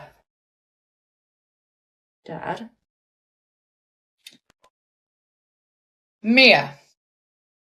Mia. You seriously hired Mia? She is qualified and she was out of a job. She was out of a job because she was dismissed. None of those charges were ever brought forward, so she has a clean slate. Sorry, 1 second. I'm sorry, how do you know Mia? Who is she to you? I'm Reese's ex-girlfriend. It's nice to finally meet you, Marjorie. So now you know who I am to Reese. I'm so curious. Exactly who are you to him? Put your claws away, Mia. She's just a colleague. Just a colleague. Wow, Reese. I thought you would have got a lot further with her than that by now. Are you losing your touch? Dad, outside. Fine. I'm so glad the boys have gone and left us girls alone. I have to say, you and I, Marjorie, are long overdue for a chat. Is that right? Oh, yes. I'm sure Reese has never mentioned me, but I've had to endure years of listening to tales of the legendary Marjorie. Oh, well, it's good to know that my reputation precedes me. A little too well. Truthfully, I've built you up in my head so much these past years that when I walked in just now, I was a little disappointed. Well, you were with Reese, so I imagine that disappointment features heavily in your life. Oh dear, trouble in paradise already. Here I was thinking I'd come in and you two would be in the honeymoon phase. You seem to have a real problem with me, and you've literally only just met me, so why don't we just get to it? Problem. Marjorie, a problem is what you have when you can't start your car. What I have with you is so much deeper. You've literally just met me. And yet you've been a thorn in my side for years. Do you have any idea how hard it is to compete with a woman that your boyfriend's falling for before he's even met her? I'd say it means the competition was pretty poor. All those years spent listening to his dad, Siobhan, his sister. Marjorie did this, Marjorie did that. In the end, I'd hear your name and just physically recoil. I'd say your name has the same effect, except Reese has never mentioned you. Well then, how lucky that he and I are going to be working together all day, every day, and I can finally get an up-close and personal look at the woman that he dumped me for. Marjorie, right, okay. Hold up there, Joe Goldberg, all right? I just had to sit there and listen to your ex-girlfriend tell me about how you fell in love with me years ago, about how you dumped her for me, about how you only wanted to work at the nursery to get close to me, okay? Call me crazy, but I'm pretty sure that is creepy. I was out of the room for 3 minutes. So you don't deny any of it? You think I fell in love with you, tried to get close to you, and dumped my girlfriend all before I'd even met you? Did you? Marjorie, there's a word for someone like that. It's called a stalker. Yes! I know. Right, obviously, we need to clear a few things up here. First, yes, I did ask my dad for the job at the nursery, and no, it wasn't to get close to you. If it wasn't to get close to me, why were you so eager to work at the nursery then? That's the thing. Who works at the nursery that I've got a really rocky relationship with, that I might have a better chance of repairing things with her if perhaps I worked a little bit closer? Autumn. And Mia and my sister have not got the best history, that's putting it lightly. So I ended things with her before I came back, so she wasn't around when I was trying to patch things up with Autumn. Oh. Well then, why does Mia seem to think that you're in love with me and you have been for years? Oh, a few years back we were at a mandatory family dinner and Autumn was telling everyone about how you had handled a much older parent hitting on a sassy, now who I know to be Carly, and I was really impressed and I said something to the effect of, Marjorie sounds great, and that triggered Mia's jealousy. Oh. Well, why is Mia so jealous? I mean, what's happened to make her like that? She's always been like it ever since we were in school. School? She even used to be jealous of me in Autumn because we had a good friendship growing up. Before you stopped being nice to Autumn one day. Right, well, now we got that misunderstanding all cleared up. I've got a nursery to run, so I'll let you get back to your little soprano family meeting. Soprano's probably a much healthier family than us. Morning. Morning. How is Jenny feeling today? 48 hours clear of her last diarrhea, so I think she's over the worst of it. Okay, brilliant. Well, we'll keep a close eye on her today, but if she should get any more diarrhea, have you packed plenty of clothes for her? Oh yes, I've packed plenty of clothes. Excellent. I only asked because all of our spare baby clothes got burnt in the fire. Don't worry, she's got plenty of clothes if she does get diarrhea today. There you go. That's it. Okay, lovely. Have a great day. Thanks, bye. Should we get you some breakfast? Yeah. A few hours later. Hello. Hello, it's Winter from the nursery. Oh, hi, Winter. How are you? Fine. Unfortunately, Jenny's going to have to go home. Oh, no, why? Unfortunately, she's had 3 bouts of diarrhea. Oh, no. What did she have for breakfast? Unfortunately, she didn't even have any. She had no appetite at all, even after the oatmeal that you'd packed for her. She didn't want any of it. Oh, what a waste of perfectly good oatmeal. Right. Unfortunately, in addition to the diarrhea, it's wiped out all of her clothes, and the only thing she had in her bag was a baby grow. Oh, yes, I love that baby grow. Yeah, it's 3 months, and obviously Jenny is 9 months, so if you could get here as soon as you can, I'm sure Jenny's quite uncomfortable and would like to go home and have a bath and put fresh clothes on. Oh, absolutely. She'll definitely have a bath when she comes home tonight. What I'll do in the meantime is I'll just swing by the nursery with a spare pair of clothes that you can change her into in the meantime till I come and collect her this evening. Perhaps I should start again. Jenny needs to go home. Right, back from the meeting from hell. FYI, your dad has gone ahead and hired your brother's ex. Oh, I cannot stand Mia. I think the feeling's mutual. No doubt she and my brother will be getting back together then. Really? I mean, it didn't seem like there was any love lost between them. Oh no, my brother despises her more than I do. Always made me wonder what it was she had on him to make him constantly have to take her back all these years. Oh. Knock, knock. Hey, Marjorie. Oh, hi, Kenny. Everything all right? Yeah. Left those boxes outside the kitchen and there's the invoice. Oh, thank you.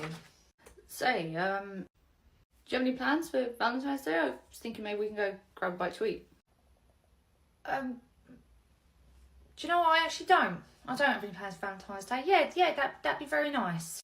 Great. Well, then, can I get your number? Yeah, sure. Let me just write it down for you. Great.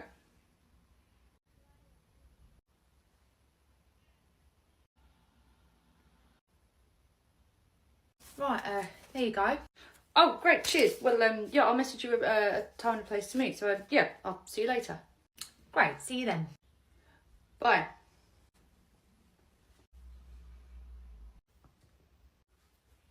Hey.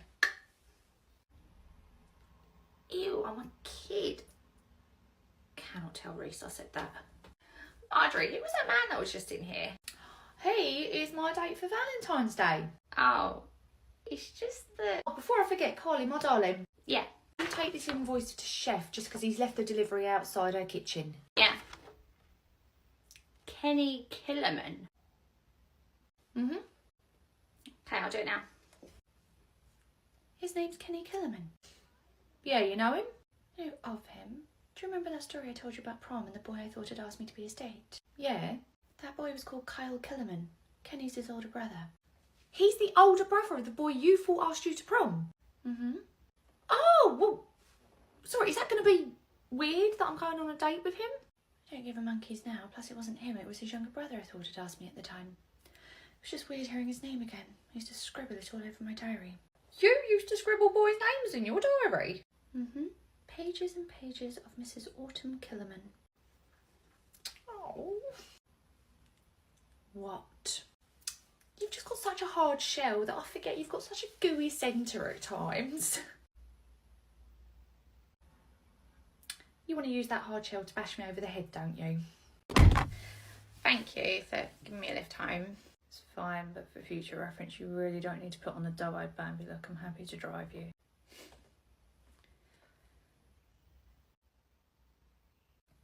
Do you have any plans tonight? No. Marjorie's got a date tonight. I mean, as long as it's with a nice guy and she's happy, that's really all that matters. Yeah, I don't know if he's a nice guy. I get really bad vibes from him, and I'm a really good judge of character. You're a good judge of character? I really doubt that I've had to talk you out of 2 horrific dates. Okay, yeah, when it comes to myself, I've got the rose tinted spectacles on, but when it comes to other people, I'm really good at reading them, and this guy gives me the creeps.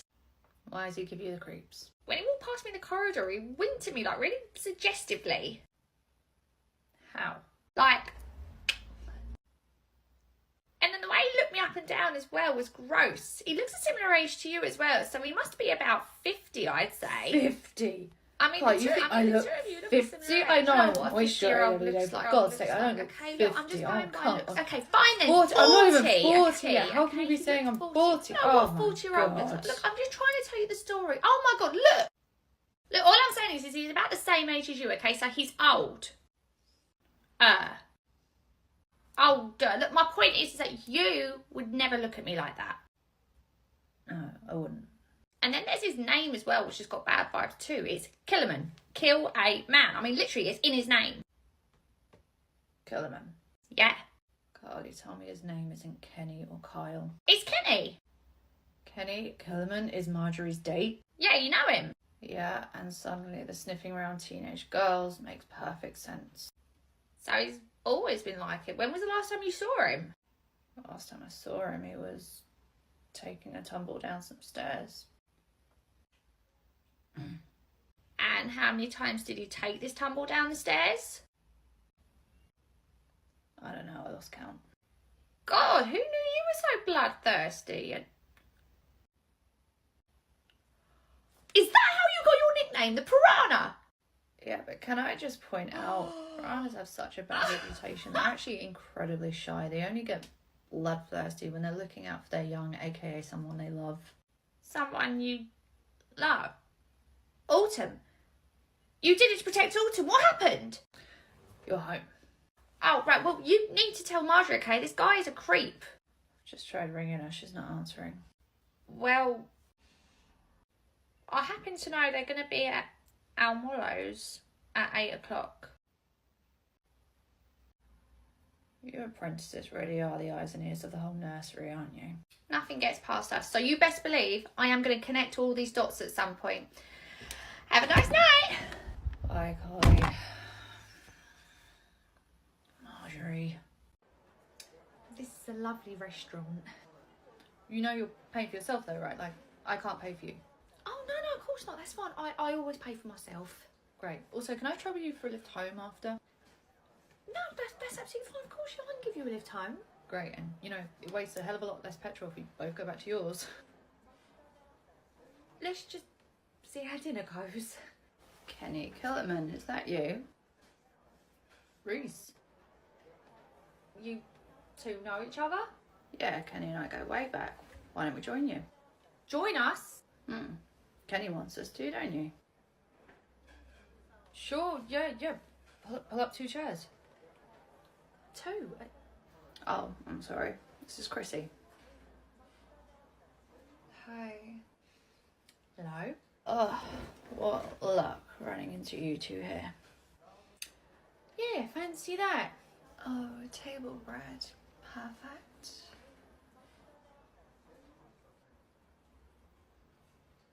Are you a food vlogger, Chrissy? Well, that's the dumbed down version of what I do. Take photos of the food, and if the restaurant doesn't agree to give me the food in exchange for a good review, I leave them a bad review and send the food back. You just send meals back to the kitchen if they don't agree to give it to you for free. That's right.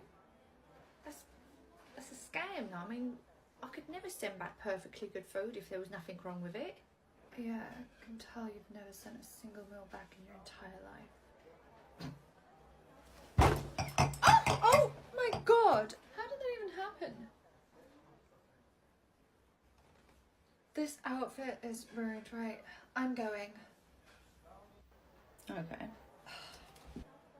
Aren't you going to go after her? No, I meant to swipe left on her, but accidentally swiped right when my phone was upside down. She says she doesn't date poor people. Right, I am going to the ladies' restroom, okay? And when I get back, I'm hoping there's only going to be one of you left so that I can continue my date. One of us will definitely be gone by the time you get back. And it's going to be you. Look, Reese, what happened with your sister was a long time ago. Save it. I know you're up to your old tricks again. Still eyeballing teenage girls. I only smiled at that apprentice. I didn't say who it was.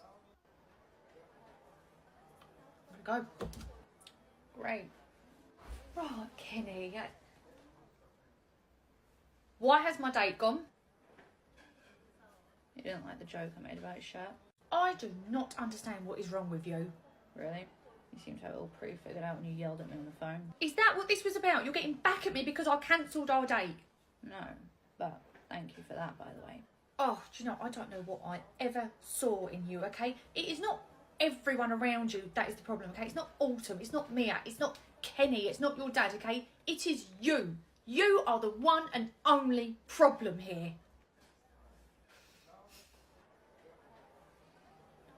Noted. Here, let me get this all cleaned up for you. That looked pretty intense. Who won? I won the battle, but I think I've definitely just lost the war. Morning. Good morning, Craig. I saw a notification on the app last night for all the children in the toddler room to check their bags for a party invitation. Yes, that's right.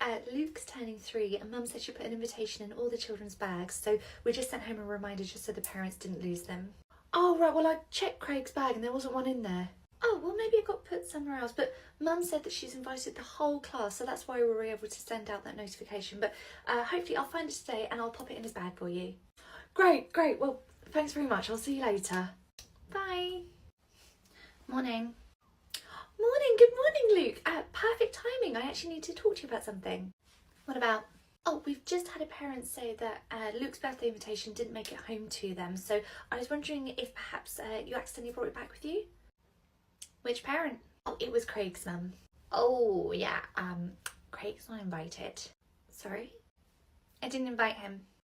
I thought you had invited all the children in the class. Yeah, they are all invited, just not him. You've excluded one child from the birthday party. Well, I am paying for the party, so I think I'm allowed to decide who's invited. Well, you're well within your rights to do that, but you told us that every child in the class was invited. That was the only reason we sent out that notification on the app. Now there's that one poor parent who thinks their child is invited when they're actually not. That's not my problem, and if she wanted to know whether or not her child was invited, she could have just asked me herself. I would have told her to her face.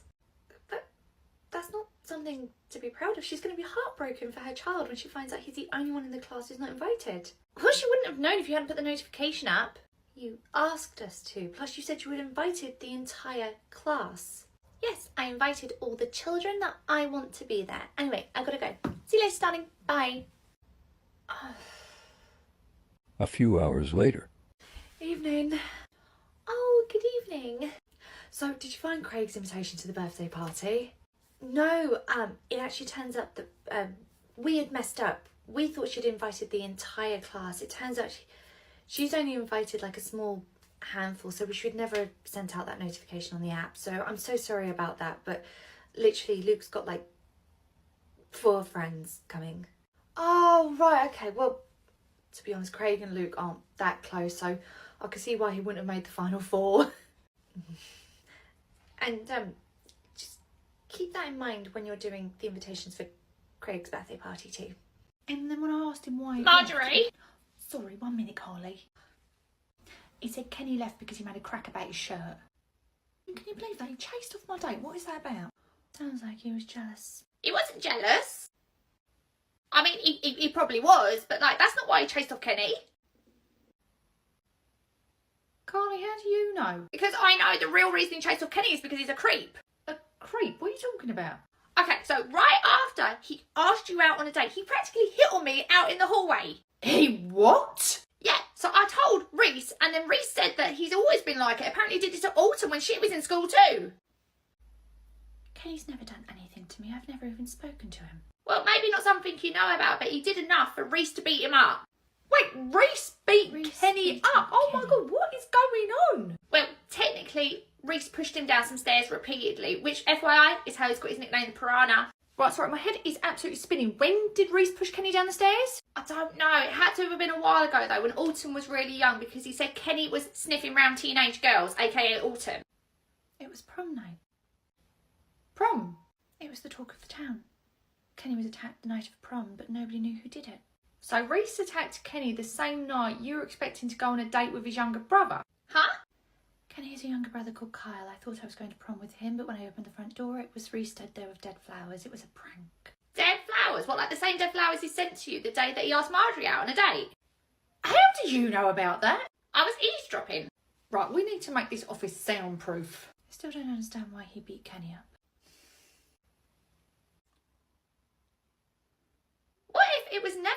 girl that was going to be taking you to your prom? What if it was actually Kenny? But that would have put Kenny in his early 20s at that point. I mean, you're August born, so you would have only been 15 at your prom. That's gross. Exactly, Kenny's a creep. Hold on, you said the note was left in your locker. How had he even got access to it? Kenny was doing the same job then as he does now. He delivered supplies. He did it to our high school too.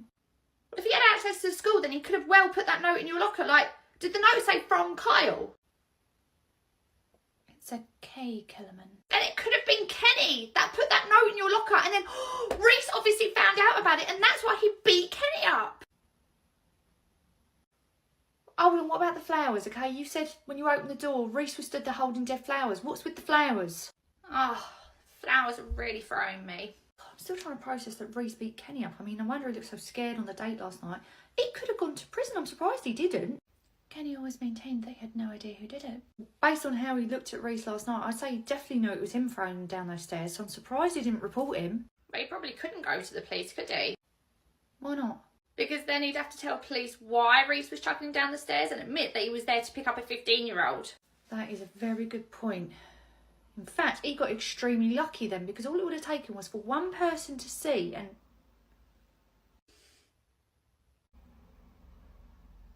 What? You said you didn't know what it was that Mia had over Reese to make him keep taking her back all these years. What if that is it? What if she knew about what he did that night? Like Carly said, Kenny couldn't go to the police. It implicate himself in that. But if Mia knew, she could hold it over him and make him keep coming back to her all these years. Wait, who's Mia? Mia is Reese's ex-girlfriend, who you said he absolutely despises, yet time after time always has to take her back, and I bet it's because she uses that night against him. That would make sense. He really cannot stand her. And you said that Reese stopped being nice to you right after prom. When I was at that meeting, Reese admitted to me that Mia has always been jealous of how close you two are. Jealous of me and my brother. Yeah, you yourself said that you two were like best friends until he stopped being nice to you one day. I bet it was because she told him to. Otherwise, she was going to go to the police about what he did. He said she's insanely jealous. Wait. So, not only has she been blackmailing him to be nasty to Autumn, she's been blackmailing him to be in a relationship with her. It's the only reason I could see him taking her back time after time. I mean, I was in a room with the two of them. He hates her. That is gross. That sounds like Mia. But he still doesn't explain the dead flowers and why he kept sending them to you for years. Wait, you've been receiving the dead flowers for years? Yes, they were somewhat of a trigger of that night and he liked to remind me of it. But he stopped sending them as soon as I moved out of our family home. When you lived at home together? Yes, he moved out straight after I did. And was there like a pattern to the dead flowers, or did you just like get them whenever? I'd get them... Come to think of it, the flowers would always arrive shortly after Mia and my brother had broken up for the umpteenth time. Right, hang on, I need to go to my mind palace. Hang on. Okay, right, this is only a theory, but it makes sense with the timing. You said Mia's blackmailing Reese into being with her and using what happened that night against him, right? Yes. And the dead flowers first arrived on that night, so they're almost like a trigger, essentially, because you said he sends the flowers all the time as like a reminder of that night, right? Mm-hmm. Okay, so what if it wasn't Reese sending the flowers? What if it was Mia sending the flowers right after Reese had dumped her for the umpteenth time as a reminder that if she wanted to, she could go to the police about what happened that night, thus making him have to take her back? Potentially, but that does not explain why they were here on the first day. No, it does. It makes perfect sense. When I was at that meeting, Reese said that he had just dumped Mia so that she wasn't around when he came back to work here so he could patch things up with you without her around.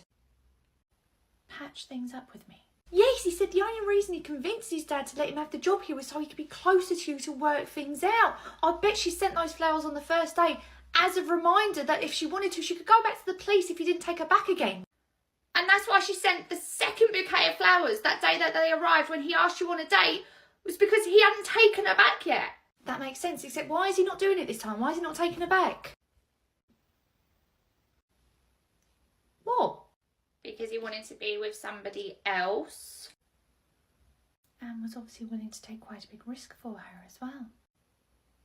Oh, my God. If you'll excuse me, I need to go and have a chat with my big brother. You okay? Yeah, I'm just wondering how sturdy Mia's stairs are. Morning. Good morning, Mitchell. How are we today? Oh, he's fine. Great, Mitchell. Would you like to take your coat off and go and hang it up on your peg? Oh, that's okay. I can do that. Here, give it to Mummy. Mitchell, did you want to go and get your name off the wall and sign yourself in? Oh, no need. I can do that for him. Oh, well, it's a self-signing service, so it just helps them with their independence and also with their reading and recognising their name. No, it's fine. Honestly, I want to do it for him. Okay. Oh, evening. Good evening, Mitchell. Do you want to go get your coat off your peg? Oh, no need. I've got it here. Oh, great. Well, Mitchell, would you like to go and get your stuff out of your tray? Let's go, sweetheart. I'll do that for you on the way out. Oh, okay. I mean, he's stood right by it. Oh, it's fine. I'm happy to. Sweetheart, why don't you bring your shoes over to me and I can put them on for you? Oh, well, we've been practicing doing that ourselves. Do you want to show your mummy? Oh, that's okay, my little poopala. I can do it for you. Okay. Well, you can walk to the car. Oh, don't be silly. Your legs will be tired after a long day. Here, Mummy will carry you. See you later. Oh, bye. A few months later. Morning. Morning. Mitchell, you're still in your pyjamas? Yeah. I have a tiny bone to pick with you about that. He literally cannot do anything for himself. I'm trying to take care of a newborn baby, but I'm having to do everything for him too. I see. I thought part of being in preschool was that they learn how to be independent and get ready for school. So far, he cannot do anything for himself. It's like he's not been taught a single thing here at all. Wonder why that is. Okay, and how much to get the entire fence replaced?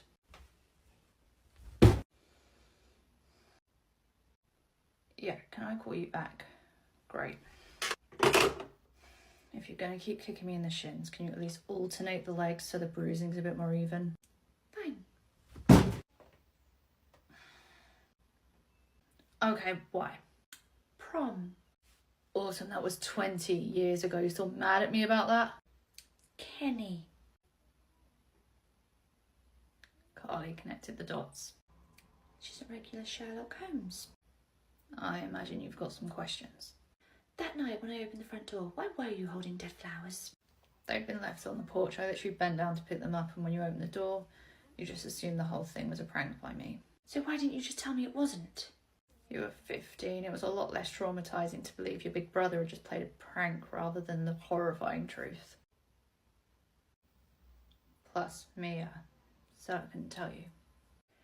Yes, Carly figured that out too. How long has Mia been blackmailing you over this? Did she? Wow. You saw the flowers on my first day here. That long.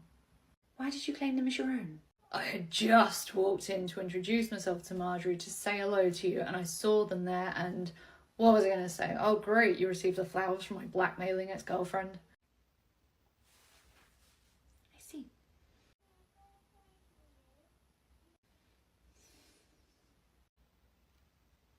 You okay? Not really. Finding out that I lost my big brother and best friend because of that scheming wench has got me murderous. Murderous rage, we can thank Dad for that. It's the only reason I let Mia get away with what she was doing for so long. What do you mean? I don't really care about her going to the police, but it would have meant that if I wasn't there, you'd be in the house with Dad alone. You know what he was like growing up. Is that why you moved out right after me? Yeah, I didn't need to be in the house anymore once you'd gone. So why did you let Mia carry on doing what she was doing after I'd moved out if you knew I was safe? Ugh, she'd been doing it for so long by that point. It was just a bad habit I'd gotten used to. Well, that bad habit reared its ugly head the day you asked Marjorie on a date. When she came back in, there were flowers in the office. That's why Marjorie cancelled. Mm-hmm. Good to know that all it takes is a bouquet of flowers for her to turn. What about you and me? Where do we go from here? Well, I'd say you have a fair bit of making up to do for the past 20 years. Fair. Where do you want me to start? Well, I never actually got to go to my prom, so perhaps you can start there. How does dinner and a show sound? I can even make sure both are dark gothic themed for you. I'm free Saturday. Saturday.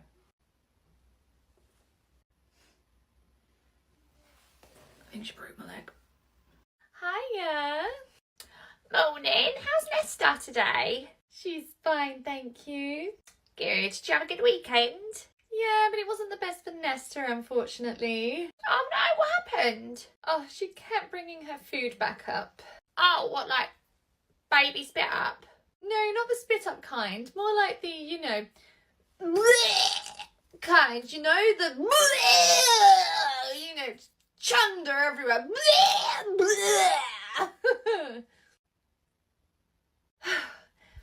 Anyway, other than that, she's fine. Whoa. What?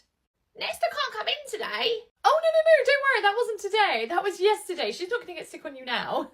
Okay, but if she's been projectile vomiting in the last 48 hours, I'm afraid Nesta can't come into nursery.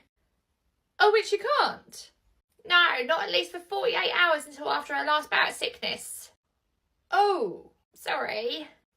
Do you know, I was massively exaggerating how badly she was sick. Okay. When you said baby spit up, I was just being over the top. That's exactly what it was, just a tiny bit of spit up. Really? Yeah, do you know, I wouldn't even call it spit up. Drool is more accurate. Yeah, it was a tiny bit of drool just there on her cheek. So it's gone from projectile vomiting all over the floor to a bit of drool on her cheek. Yes, I'm sorry, I'm so dramatic. Yeah, it's giving liar, pants on fire. I have no idea what that means, so will you take her?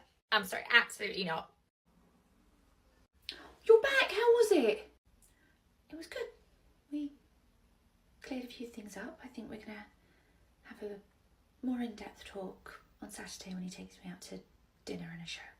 Oh my God, Autumn. Come here, that's lovely. No. No? No, I don't do that. Okay, right, well, I'll send you a really nice email then. You're not going over? Would you be okay with that? I would. I mean, truthfully, after I've treated him, is he even going to want to see me? I mean, I have told that man basically to back off so many times now. Is he even going to want me? Considering he's been absolutely besotted with you from the moment he started, I'd say you're okay. Okay, right, well, I'm gonna go over and see him. I'm gonna go over and see Reese. All right, wish me luck. This is normally the part where people say good luck. Good luck! We've got to get this office soundproofed. I don't really believe in luck. That's the spirit. Carly, stop eavesdropping and get back to work. Hi. Hey. I owe you a huge apology.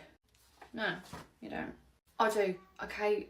I went off of you on the phone when I saw those flowers, which I now realise weren't even from you, so I'm so sorry about that. It's fine, you weren't to know. And then in the restaurant, I mean, obviously you were just protecting me from that creep Kenny. I wish you would just told me.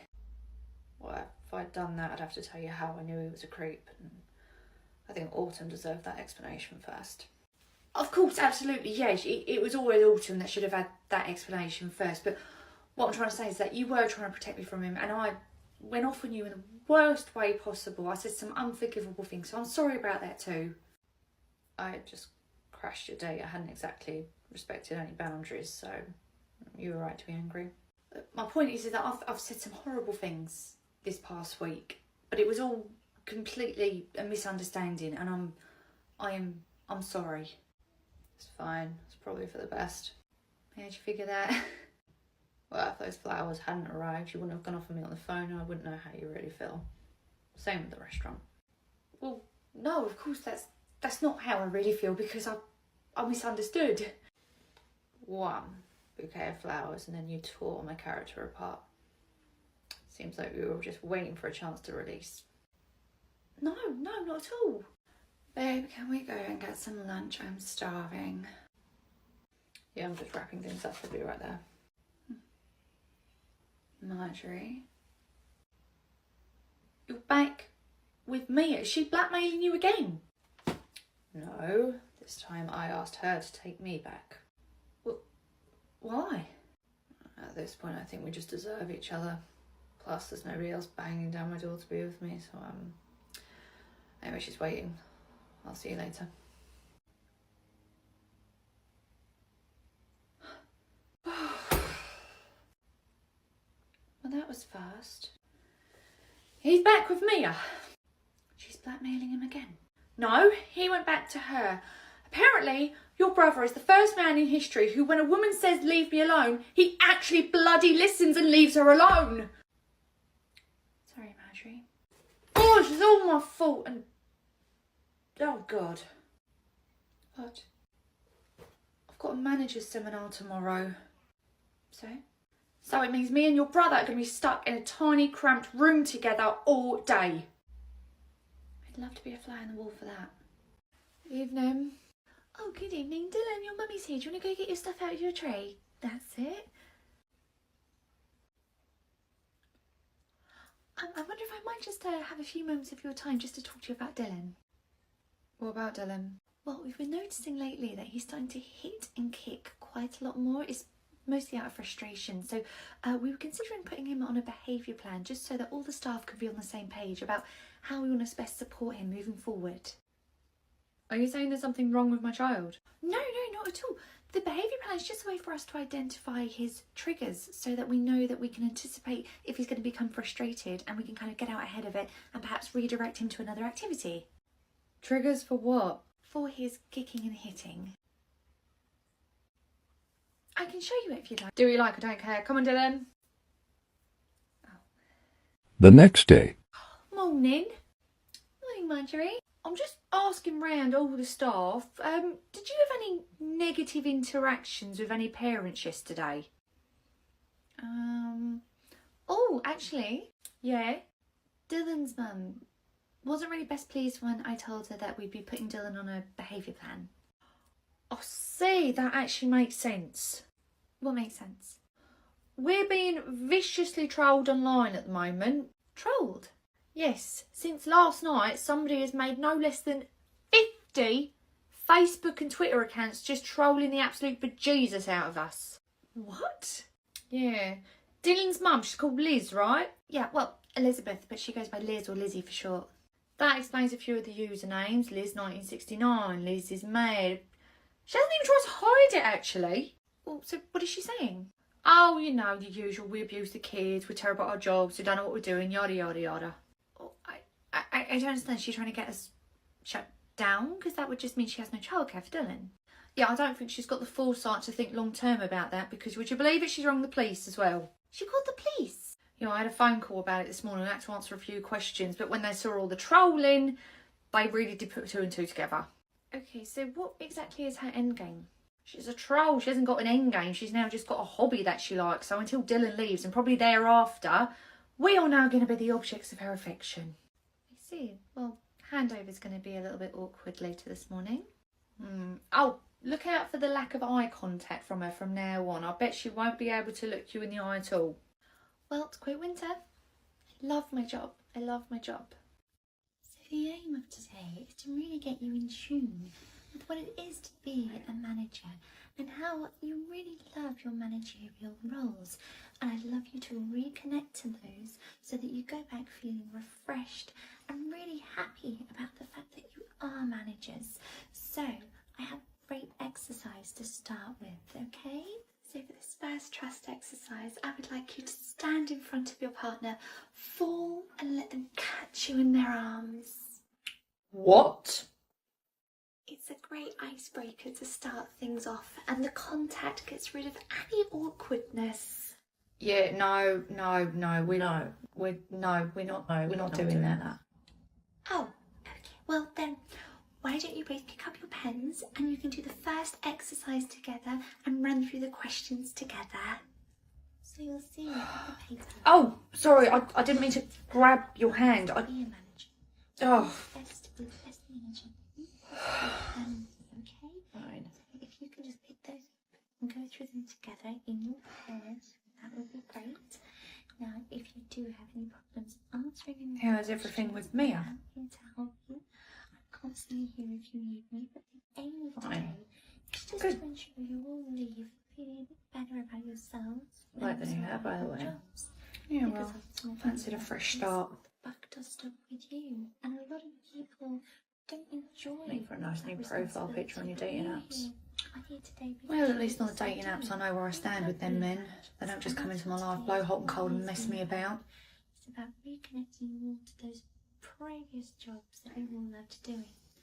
So, some of the questions. It was just a bit of flirting, Marjorie. To be the best Really, that's all it was. to be. Yeah, you're a good distraction. On to be a good manager, because in our company we want the best success for you. We want what's right for you. So, have we thought any more about the trust No. exercise? No. Oh, okay. Right. You carry on then. I really do not get you, okay? You've spent 20 years going to hell and back to protect your sister. You literally go out of your way to protect Carly. You've been a wonder to Jodie. How is it suddenly you are so cruel? Marjorie, stop trying to see qualities in me that aren't there, okay? I was bored. You just happened to be there. Do you know, when I met Mia and I found out how cruel and nasty she was, I thought you could do so much better. But I see now that you two are absolutely perfectly matched. You're right. Because I do need to take these. We are perfectly matched. So if you could stop, thank you. Okay, everyone, we're going to take a quick 5-minute toilet break, okay? So if anyone needs to go for number 1 or 2, now's your chance. So the fire escape is just there if you'd like to go out the back. But you're welcome to go out the front. There's a cafeteria as well, so wherever you feel most comfortable, you can go and sit there. Just have a few minutes break to yourself. It's literally just a 2-minute toilet break. And then we're going to No. Oi. What? I'm calling you out. On what? All of it. It was just flirting. You were just bored. I'm just a colleague, okay? I call BS on the whole lot. Marjorie, leave it. No, I do not believe that a man that goes to hell and back for 20 years to protect his sister is a monster, okay? I don't believe it. I don't buy it for a second. I don't really care what you believe. What has Mia said she'll do? What are you talking about? Well, that's what this is all about, isn't it? The second she walked into that boardroom, you immediately distanced yourself and you've been pushing me away ever since. And I know it's because Mia is an absolutely unhinged woman with insane jealousy issues. So I'm wondering, what is it she said she would do if she found out you and I got close?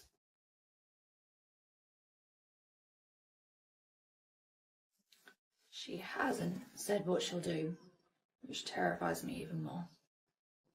So to keep her happy and to protect me, you went back to her willingly. Marjorie, you have no idea what she's like. You saw the length she went through to get between me and my sister. Imagine what she would do to get between me and the woman that I... You. To get between me and you. Grace, I am not a 15-year-old girl about to go to her prom. Okay, I am a grown woman. I am well able to take care of myself. You do not have to keep sacrificing yourself to protect those around you. Marjorie, I cannot let you get hurt. Not you. Well, I think that's my decision, isn't it? Okay, let me help you. You don't always have to be there for everyone else. She'll lose her mind. She'll come after you. It's fine. Let her. I've got a guard dog. You do? Did you think you were the only one in your family with a really cool nickname, Piranha? The guard dog's your sister. Autumn is the guard dog. And she's owned it as well, okay? She is chomping at the bit to get at Mia after finding out what she did to her. I certainly hope you're ready. Mia's going to cause a lot of problems for you. Thank God I think you're worth the aggro.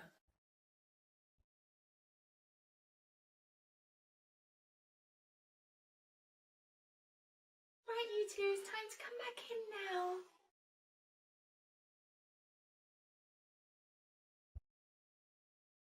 Am I ever going to get to kiss you without somebody interrupting us? I mean, to be fair, you're still in a relationship, so maybe take care of that first, because I'm not about that life. Right. Well, I'm not going to come back in. I've obviously got something I need to take care of. Right. Well, enjoy your breakup. Enjoy the seminar. I'm not sure which one's more painful. Oh, and one last thing. Yeah. You were just a distraction. So sorry. Well, you almost had me with that one, okay? I was this close to slapping you into the middle of next week. Why don't you? Because I can tell you'd enjoy it way too much. Morning. Good morning. How's Arabella today? She's fine. I've got some medication I need to sign in for her. Oh, sure. I'll just get the medicine back. Great. Okay, what are we signing in today? We're signing in some Nurofen. I got it prescribed by the doctor. Nurofen. Oh, okay. Is everything all right, sweetheart? Yeah, she's all good. She just needs to take this every 4 hours. Okay, and what's Arabella been prescribed the Nurofen for? Oh, she couldn't sleep. Oh, right. Yeah, doc says Nurofen pretty much knocks them out. So if you give it to her periodically throughout the day, by the time I come and collect her, she should be absolutely zonked. Oh, and the doctor said that it was a good idea to give it to Arabella throughout the day. Well, doc said before bed, but it does say on the label she can have it every 4 hours, so we'll just go with that. I see, so in the hopes that it will make her sleepy. Yeah. Right, would you mind just hanging fire for 1 second? There's just a little bit of the form I'm a bit unsure of. Yeah, sure, go for it. Great. Marjorie? Good morning. I understand you want to sign Nurofen in because Arabella's not been sleeping well at night. Yeah, Well, I am sorry to hear that, and I hope she does sleep better in the future. However, we do not believe in dosing kids up all day to make them sleepy. Now, of course, if the doctor's prescribed it and said to give it to her before she goes to bed at night, by all means carry on doing that. However, we will not be drugging up your child throughout the day to make them sleepy by the time you come and collect her. Now, of course, if you've got a problem with that, feel free to go and take it up with head office. However, I think they will side with me on this because they don't really want to face a lawsuit for drugging kids. But other than that, you have a lovely day and take care, and we'll see you at collection tonight. Bye-bye. Okay. Cheers to us. Granted, you and I did not have the best start to our working relationship, but honestly, there's no one who'd rather steer this ship. But for God's sake, Autumn, can you at least wait for me to finish the toast? It was dragging on. I was 3 words in. Oh, for God's sake. Cheers. Hey, I know you two. My daughter goes to your nursery, doesn't she? That's right. Danielle's dad. Yeah, that's me, Danielle's dad. Oh, well, nice to see you. I hope you're having a good night. Ah, it's better now that I've bumped into you two. So, how's your evening going? What are you up to? Just out for a quiet drink, that's all. All right, just the two of you? Yes, just the two of us. On our own. Oh, you know what they say, two's company, but three's even better. I could join you. No, unfortunately, it is just girls' night tonight. Oh, come on, at least let me buy you a drink.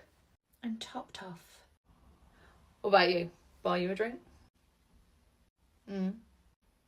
Aren't you married? Yep, she's not here. Oh. Wow, I see. So that's how it is it? Exactly. That's how it is. So, which way's the evening going to go? I'll tell you how tonight's going to go. You are going to get away from me before I drag you outside by the scruff of your neck and I'll make you eat the pavement. Not interested anyway. Even more embarrassing for you. You couldn't even get someone you're not interested to come back with you. What are you doing? I believe the kids call them getting receipts. Did you record that whole thing? Sending it to Danielle's mum now. Can't do that. If it were you, wouldn't you want to know? I'm not with anyone, okay? I wouldn't know how to feel about that. Imagine you and Reese were together and someone had a video of him hitting on someone else. Wouldn't you want to see it? Send it. That's what I thought. I'm not interested in your brother, by the way. Of course not. I'm sure the glow up right after he started was a complete coincidence. Come on. Morning. Oh, Autumn. Gosh, never see you in the rooms. Oh, I didn't mean that as a dig or anything. I just mean obviously they must be short-staffed for you to actually be in the rooms. Anyway, Timmy's absolutely fine, although he was feeling a tiny bit grumpy over the weekend, but I think he's over it now. I mean, I think he's over it. I mean, this morning, yes, he did feel just the tiniest bit warm. Well, when I say a tiny bit, I mean, I checked his temperature and it was a bit high, but don't worry, I went ahead and gave him some Calpol. As a precaution only, like just to manage the temperature, because other than that, he's absolutely perfectly fine. Okay, maybe not 100%, but definitely riding around the 90% mark, I'd say. Like I said, just a tiny temperature and a little bit sick. Do you know, I said a little bit, but it was actually over the weekend. It's not even worth mentioning.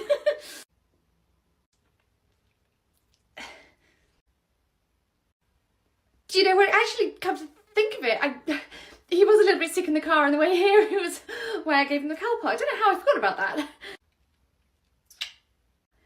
Do you know what, I'm just going to bring you home. You know, he shouldn't be in, obviously. Are we even in on the right date? I'm going to go. Darling, come on. Bye-bye. Yeah, I have absolutely no idea what kind of Jedi mind trick that was, but it's coming home with us tonight.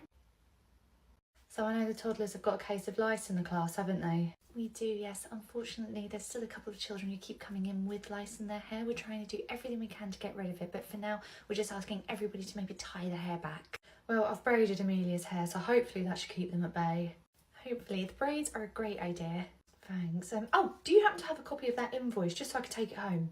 Yes, I do. Bear with me 1 minute. I'll go get it. Thanks. I cannot believe this. Have you seen the sign on the door? There's lice in the room. Yeah, it's not ideal, is it? No, it's not. You, come here. Let me check your hair. Is it you? Are you the super spreader? Oh, go. Right, you can come over here. Is it you? Are you the one bringing the lice in? Wait, was that last kid you checked even yours? No, my child doesn't have lice. I'm trying to figure out who it is that's brought it in. Yeah, I'm pretty sure you're not meant to go through other kids' hair. How else are you meant to see them? You leave that to the parents to do. You can't go through his hair. Oh, it's not you either. You, with the braids. Whoa, whoa, whoa. Come here now. Whoa, okay, that is my child. She hasn't got lice, and even if she did, you've got no right to touch her. Getting a bit defensive there, aren't we? Have I just found patient 0?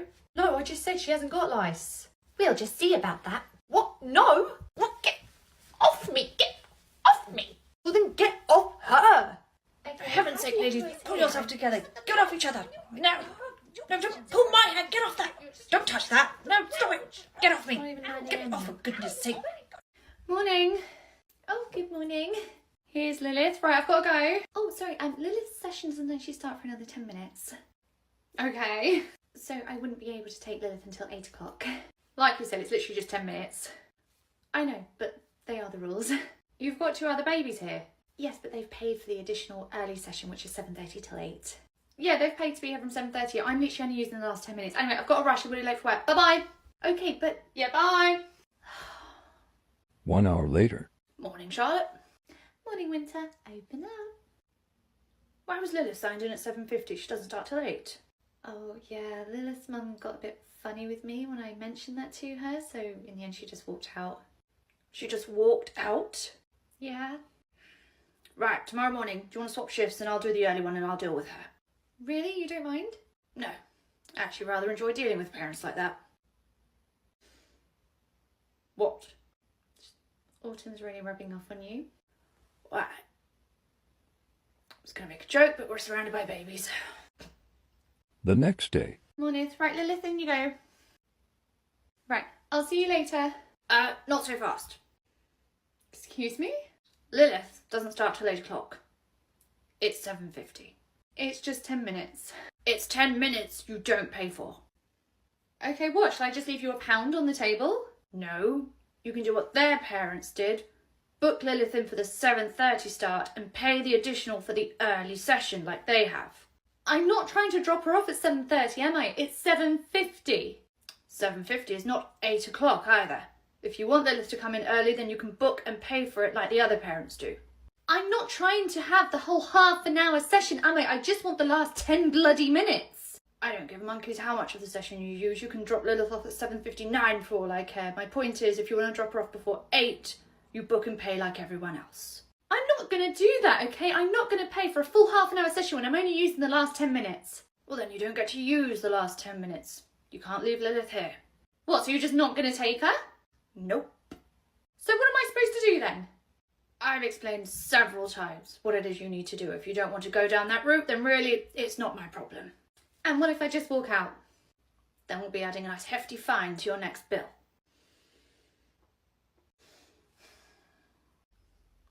Where's the booking form for the early session? Right here. You'll notice I took the liberty of filling your details out for you. It's alright, you don't need to thank me. Your expression says it all. Shah.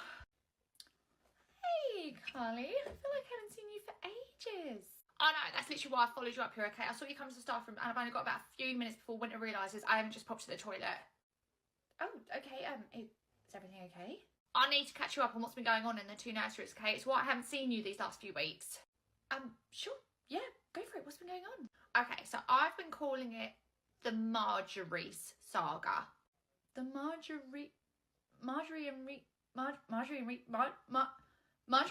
Reese?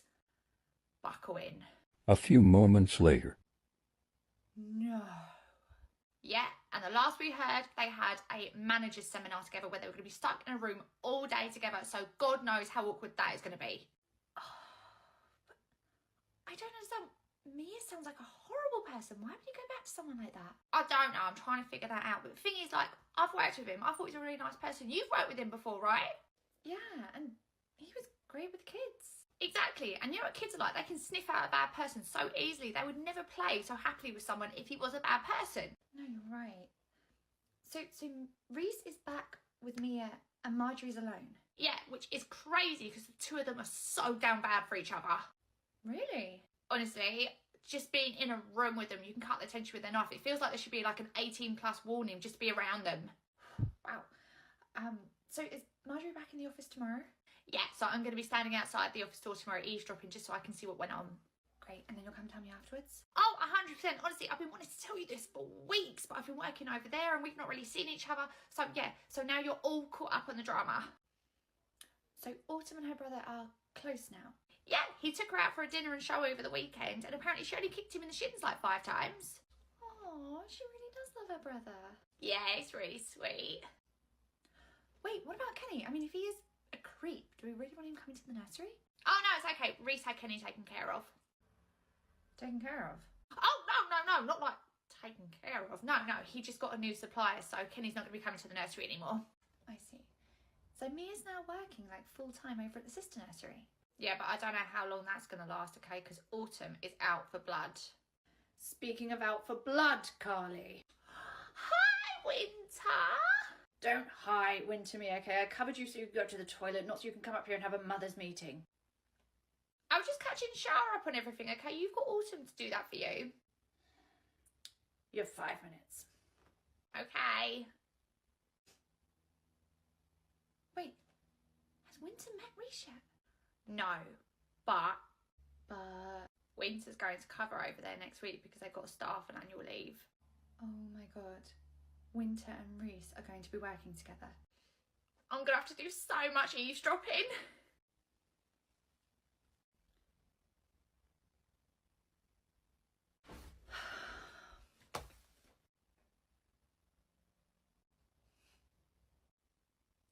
How was the seminar?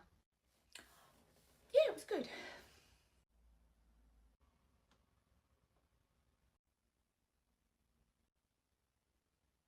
That Jedi mind trick might work on Winter, but it doesn't work on me.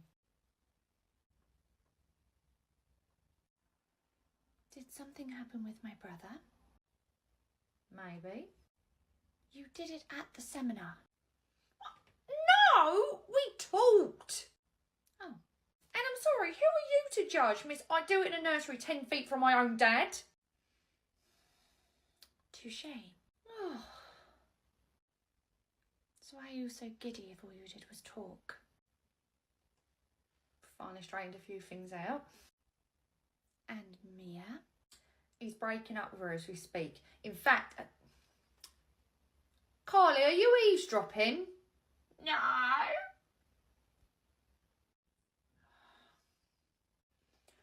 Carly, please get back to work. I am. What were you going to say about Mia? So, we're fully expecting some backlash from her, given what she did to you and your brother. I don't think she's going to react too kindly to me. Okay.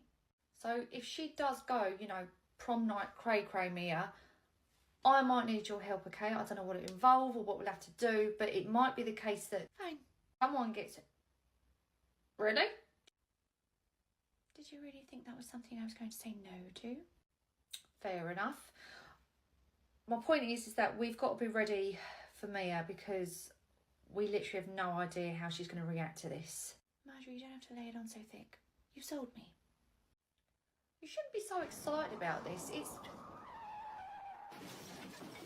Bloody hell was that? Right, I know you said I had to get back to work, but there's something you should know.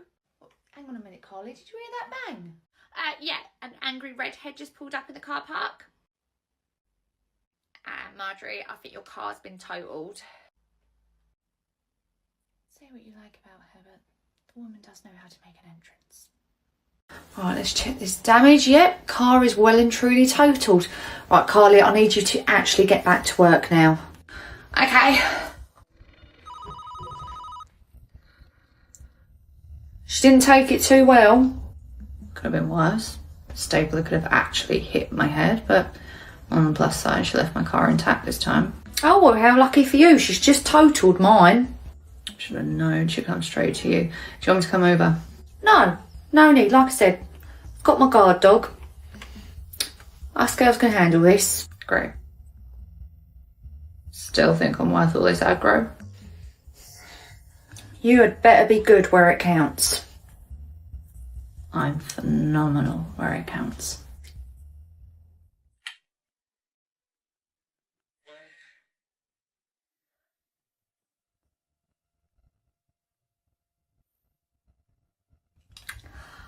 I can't wait to show you what phenomenal actually looks like. I'll see you later.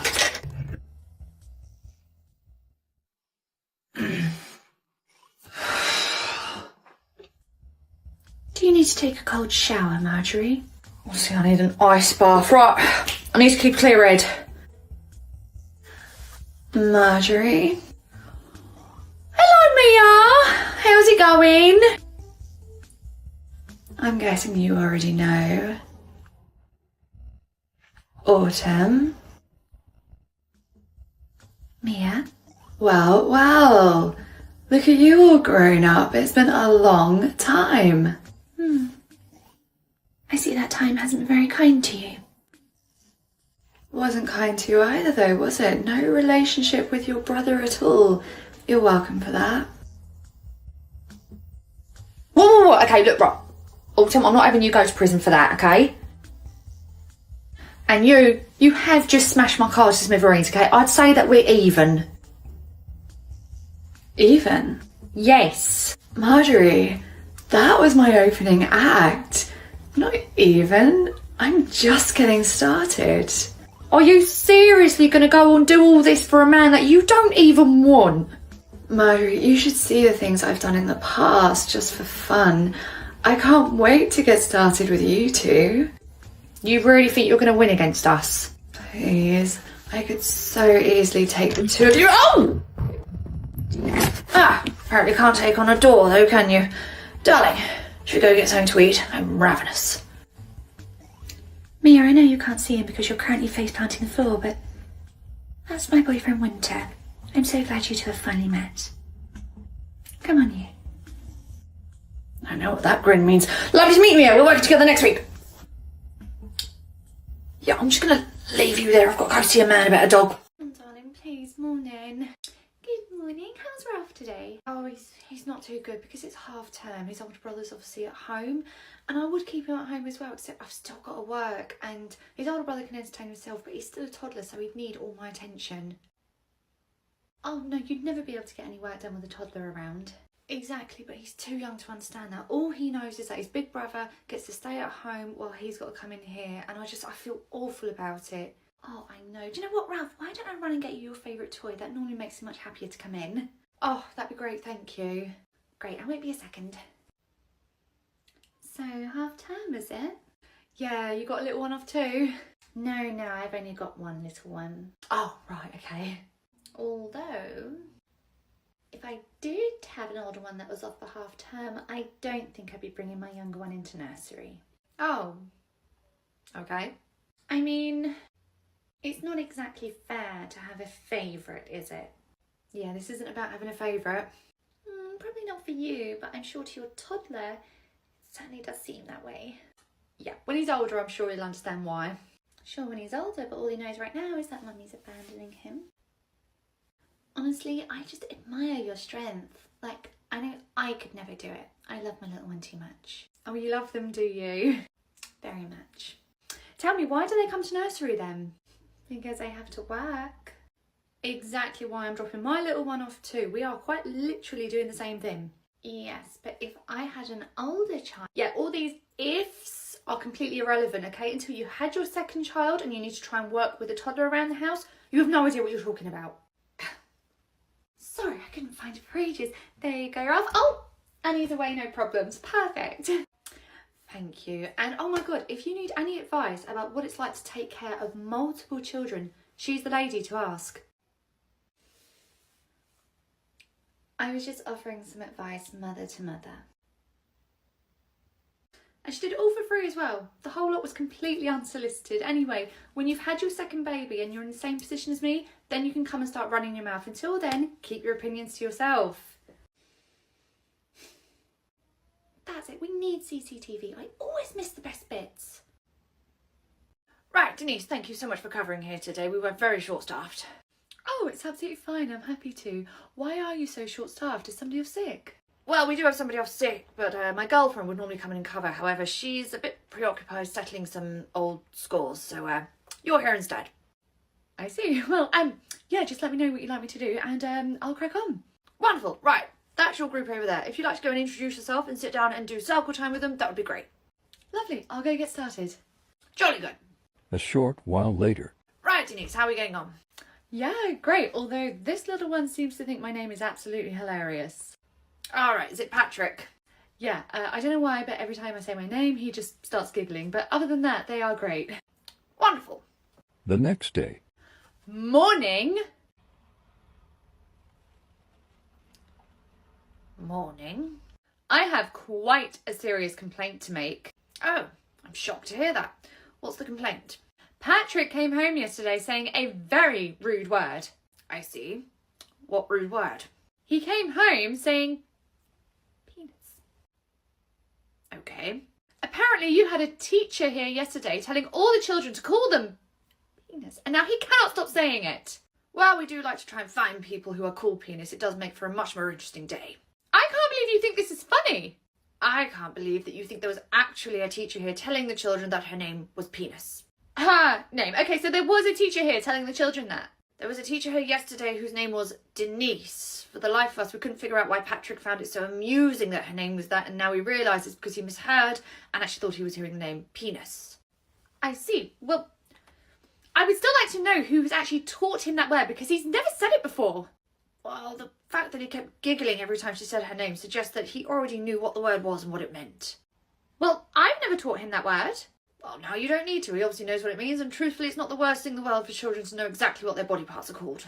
But I don't want him knowing that word. Penis, penis, is penis coming in today? Penis, penis, penis, penis, penis. I believe that ship may have already sailed. Winter? Yes, Carly. If you and Autumn ever had a baby, would you call it spring? I think we've got enough seasonal names around the nursery, don't you? Well, if you have a little girl, can you call her Carly? Why would we do that? Carly's a dying out, okay? I don't know anybody else called Carly, okay? I need someone to carry on my family name. You think Carly's your family name? It's the name my family gave me. No. What have you got there? It's the new air up bottle. My favourite colour as well. Oh, do you like it? I do. I appreciate a smart looking bottle. Oh, well, you can have it if you like. Really? Yeah. Oh, thank you. Just name your first child Carly. Really? If you want the air up bottle.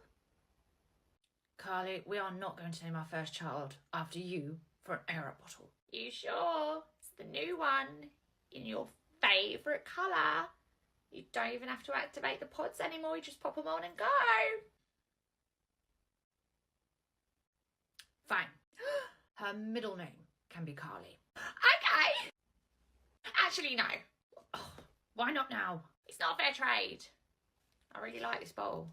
Seriously? I'm so surprised. You were just willing to name your child after me to get it. Reese? Yes, Jodie. Am I a moron? What makes you ask that? I just went to do handover with Nick's mum and she walked right past me and said, I'm not doing handover with that moron. So am I a moron? No, of course you're not. It's not the first time I've heard it, you know. Other people have told you that? Yeah, people have been telling me it all my life, but now I'm thinking maybe that actually they're right. Jodie, have you ever worried what people think of you before? No, I don't even worry about my own thoughts, let alone other people's. Jodie, you're growing up in a world where everyone strives to be a Kardashian, but you are so happy being you. It's pretty rare. I'm rare? Yeah, not many people are happy being themselves, and you're unapologetically you. You should be proud of that. I should be proud that I'm a moron? No, Jodie, remember, you're not a moron. Oh, okay. Anyway, I'm gonna go chase after Nick's mum so I can speak to her. Oh, okay, why? She is overdue on her invoice. Oh, Excuse me, you're Nick's mum, right? Oh, hi. Yes, I am. So it was you that called one of my employees a moron just now? Oh my god, I am so sorry. She was not meant to hear that. She wouldn't have heard it if you hadn't have said it, so maybe keep those opinions to yourself in future. Oh, absolutely. Do you know what? I would love to apologise properly. How about I take you out for drinks? If I said yes to that, I'd be the moron. Anyway, if you'll excuse me, I've got to go see a woman about a cat. But did you just insult me? Hey, you? hello. Sorry it took me so long to arrive. I had to wait for the police to get there and deal with Mia. Oh, unfortunately, nothing will happen there. My dad will get her off. Your dad? Yeah, he's been covering her for years. Oh. Well, enough about Mia. I was wondering if you were free tonight. I'm all yours. Yeah, you are. I really want to kiss you right now, but after our earlier phone call, I'm still feeling a bit Flustered? I'm feeling a bit hot under the. Yeah. And, Me too. I think if we were to actually kiss, it would get a bit, I think it would get a bit out of Yeah, control and completely out of control, and things would escalate, and ground's a bit gravelly for that. it is. It's also a bit And public as well. I'm not So too concerned yeah. about it being in public, but yeah. So where's you fancy going tonight? Oh, well, it just so happens I've got a can of 7-Up in the fridge and half a packet of Doritos in the cupboard, if that works. 7-Up and Doritos. That sounds absolutely phenomenal. Yeah. Great. Well, I will see you later then for our lemonade and crisps. Lemonade and crisps. I'll see you later. Seriously, a wink. I need to go find a frozen lake to jump into. Morning. Good morning, Tanya. Tanya, run along. Mummy needs to talk to your teacher. Is everything okay? Not really. Look, I know that you've got a new girl starting here next week. Her name's Jill. Do you know her? Yes, she's my friend's daughter. Oh, right, okay. Anyway, I know part of the job here is to change nappies and help with the toileting. Yes, it is. Well, I don't think she should be allowed to do those things. Oh, is there any reason why? Yes, it's a bit awkward and I don't want to overstep the mark, but there's something you should know. Okay. So Jill was abused as a child. Oh my god. Yeah, it was quite bad. Okay, I'm sorry, does she want people knowing about this? Oh, well, that's really not her call. I think it is. Well, not when it concerns my child. How would that concern your child? Well, going back to my original point, I think, considering her history, she shouldn't be allowed to toilet or do nappies. You're worried it will trigger her? No, I'm worried she might hurt the children. What? Look, it's not unheard of, okay? These things happen to a certain someone and then they do it to others, okay? It happens. That is a grossly misinformed assumption to make about somebody who's about to start working here. Not really. I watch Netflix. I know that's how it always starts. Okay, look, I really don't feel comfortable carrying this conversation on, okay? If somebody's been a victim of something, to have that used against them in a negative way, I think is disgusting. So we need to stop talking about this right now. But you best believe when that girl starts it, I don't want her anywhere near my child. That girl, you're talking about your friend's daughter. Friend's daughter or not, I still don't agree with her doing it. I think you should probably leave now. Fine, but trust me, when she starts, I am going to be making a lot more noise about this. Oh, that's fine. At that point, you won't be dealing with me. I'm going to be sending in the big guns. Okay, Molly. No, Molly, don't do that. Hang on. Molly. Oh my goodness, Molly. Marjorie. It's Susha. Molly just gave me the shock of my life. She did that thing where she got really, really upset and then she just held her breath. Oh, bless her. Did you do the thing where you got a blow in her face? I did that, but she literally went purple and then limp before I managed to get her, like, back to life. Oh my goodness, is she alright? Yeah, she's okay now. Good. And are you alright? That must have been frightening for you too. I'm grand. It was like a mini heart attack at worst. Right, well, the parents have asked if that ever happens, we give them a ring. Okay, yeah, I think that's for the best anyway. Right, let's pull their numbers up from the database. Mum is listed as the first contact. Let's give her a ring. Okay, I'm going to call her Mammy.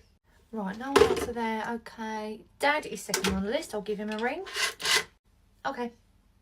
Hello? Oh, hello. This is Marjorie calling from the nursery about Molly. Okay. Hi.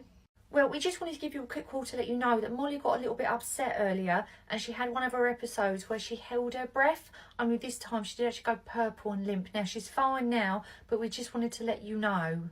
Oh. Okay. She's absolutely fine now, but of course, if you would like to come in and check on her. Sure. I'll be there in 15.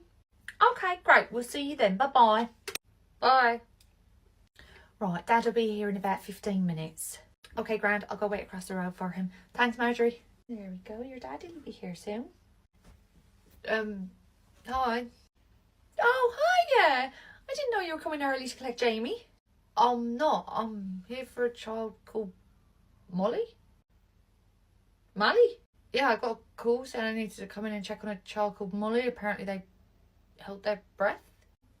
Wait, that was you that Marjorie spoke to on the phone about 20 minutes ago? Yeah.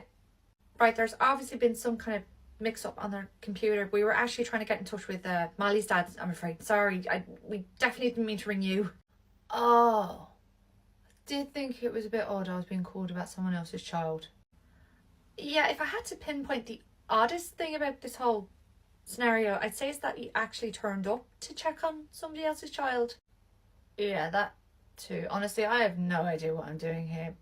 I just worked a night shift. I'm going to go back to bed. Evening. Good evening, Miles. Your mummy's here. Any luck with the toilet today? Unfortunately not. He's still so afraid to use it. Oh, he starts school in September. I really want him trained by then. Oh, I understand that. And we're doing everything we can to reassure him that the toilet is not a scary place, but, you know, it's a phobia, so they're really hard to overcome. Well, I was talking to my daughter last night. Do you remember she did her work experience here last year?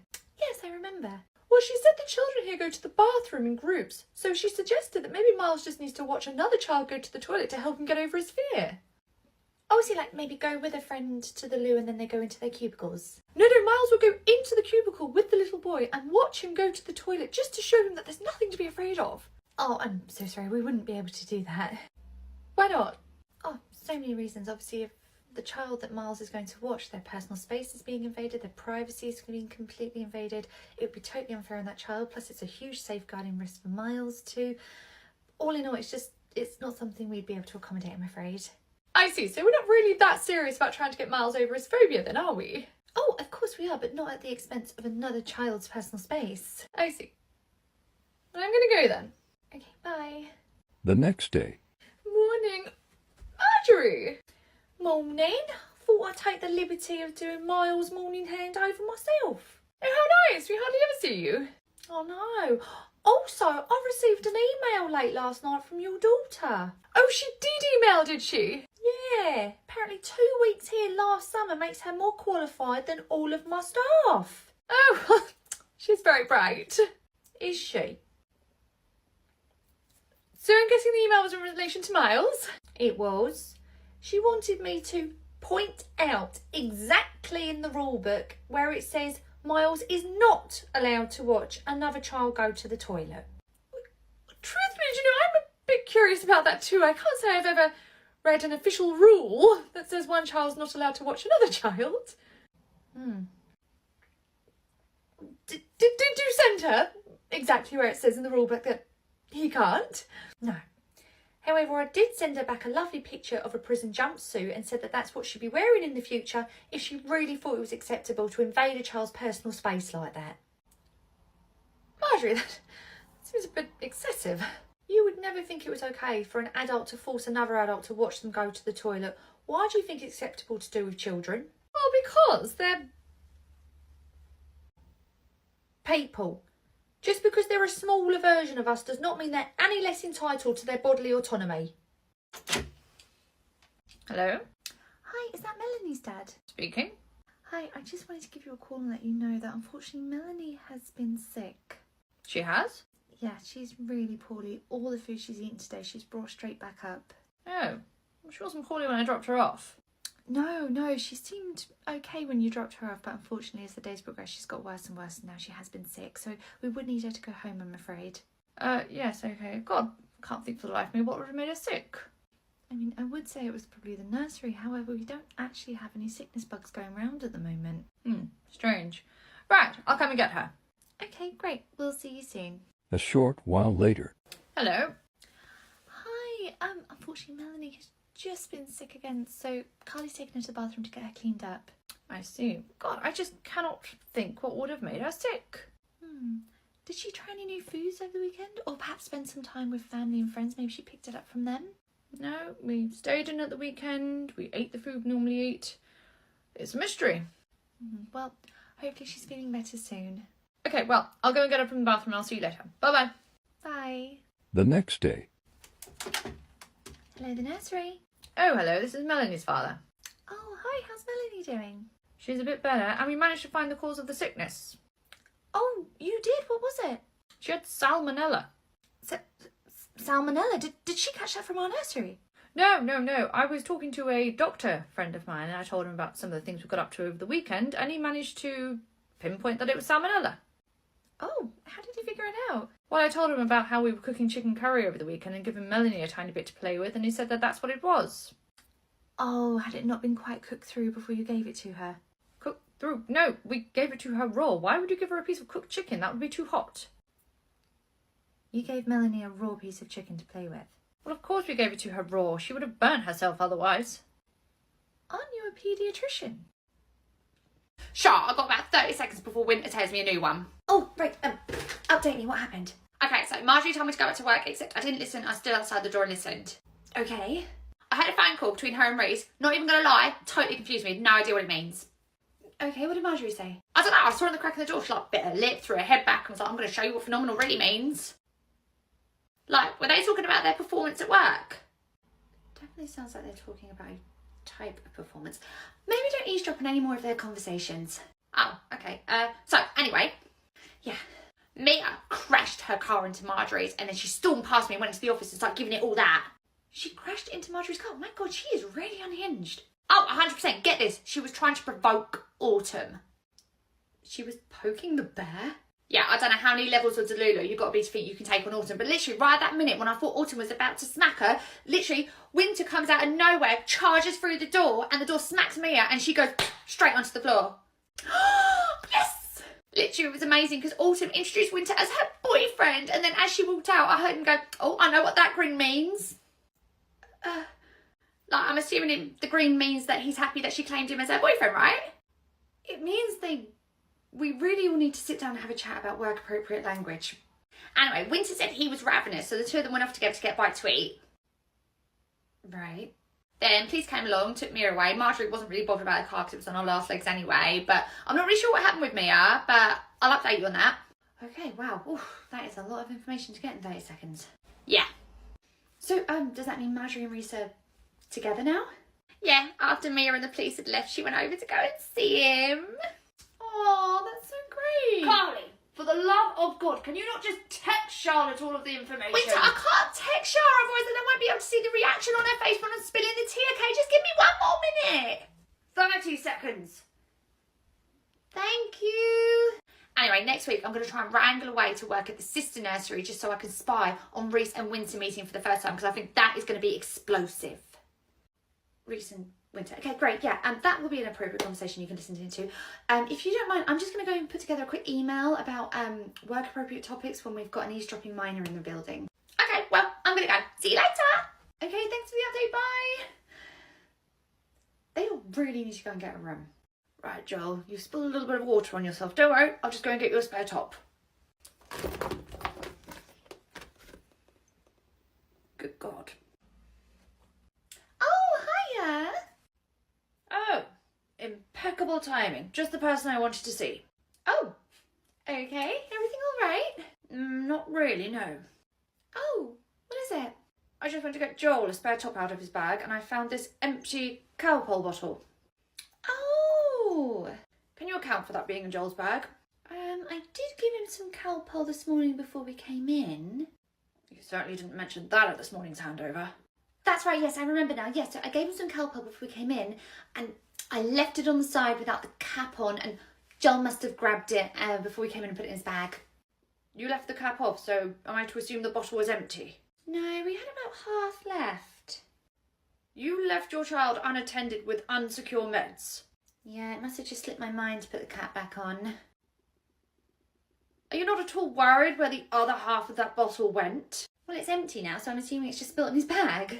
The bottom of the bag was absolutely bone dry.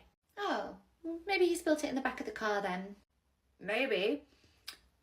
Or worse still, maybe he drank it. Or even worse still, maybe a child walked down the corridor, put their hand in his bag, and they've drunk it, and we don't know which child has had it. Oh, God. Would that be quite bad? It's half a bottle. They're only meant to have 5 mils. Oh, dear, that's not good, is it? No, it's not good, really, is it? I don't know why you're getting so angry at me about this, okay? Parents do make mistakes. A mistake is perfectly natural. I can understand a mistake. What I cannot understand is your blasé attitude. I'm only being that way because look at Joel. Look at him. He's absolutely fine. And what if it wasn't him that took it? What if it was another child who has since gone home? There's no way for us to know if any of the other children have put their hands in and managed to drink what was in that bottle. Well, then maybe put up a notice or something for all the parents. Look, you're really, really stressing me out. If stressing you out is what it takes for the gravity of the situation to sink in, then so be it. Look, I'm sure he's just spilt it somewhere, okay? So I'm going to take him home now, but if anything should happen, just let me know, okay? Oh, if something happens to one of the other children, it won't be me letting you know. Oh, okay, but who will it be? I imagine it will be the police. The police? Ah, she finally gets it. Yes, I'd stick by the phone if I were you, because it's going to be a long night. Where do we find these people? Oh no, I can't wait to see you either. Marjorie. Oh. Anyway, I've got to go. Okay, bye. You're all my love. Yeah, something odd's been happening. I thought I'd just run it by you. Yeah, of course. Is everything okay?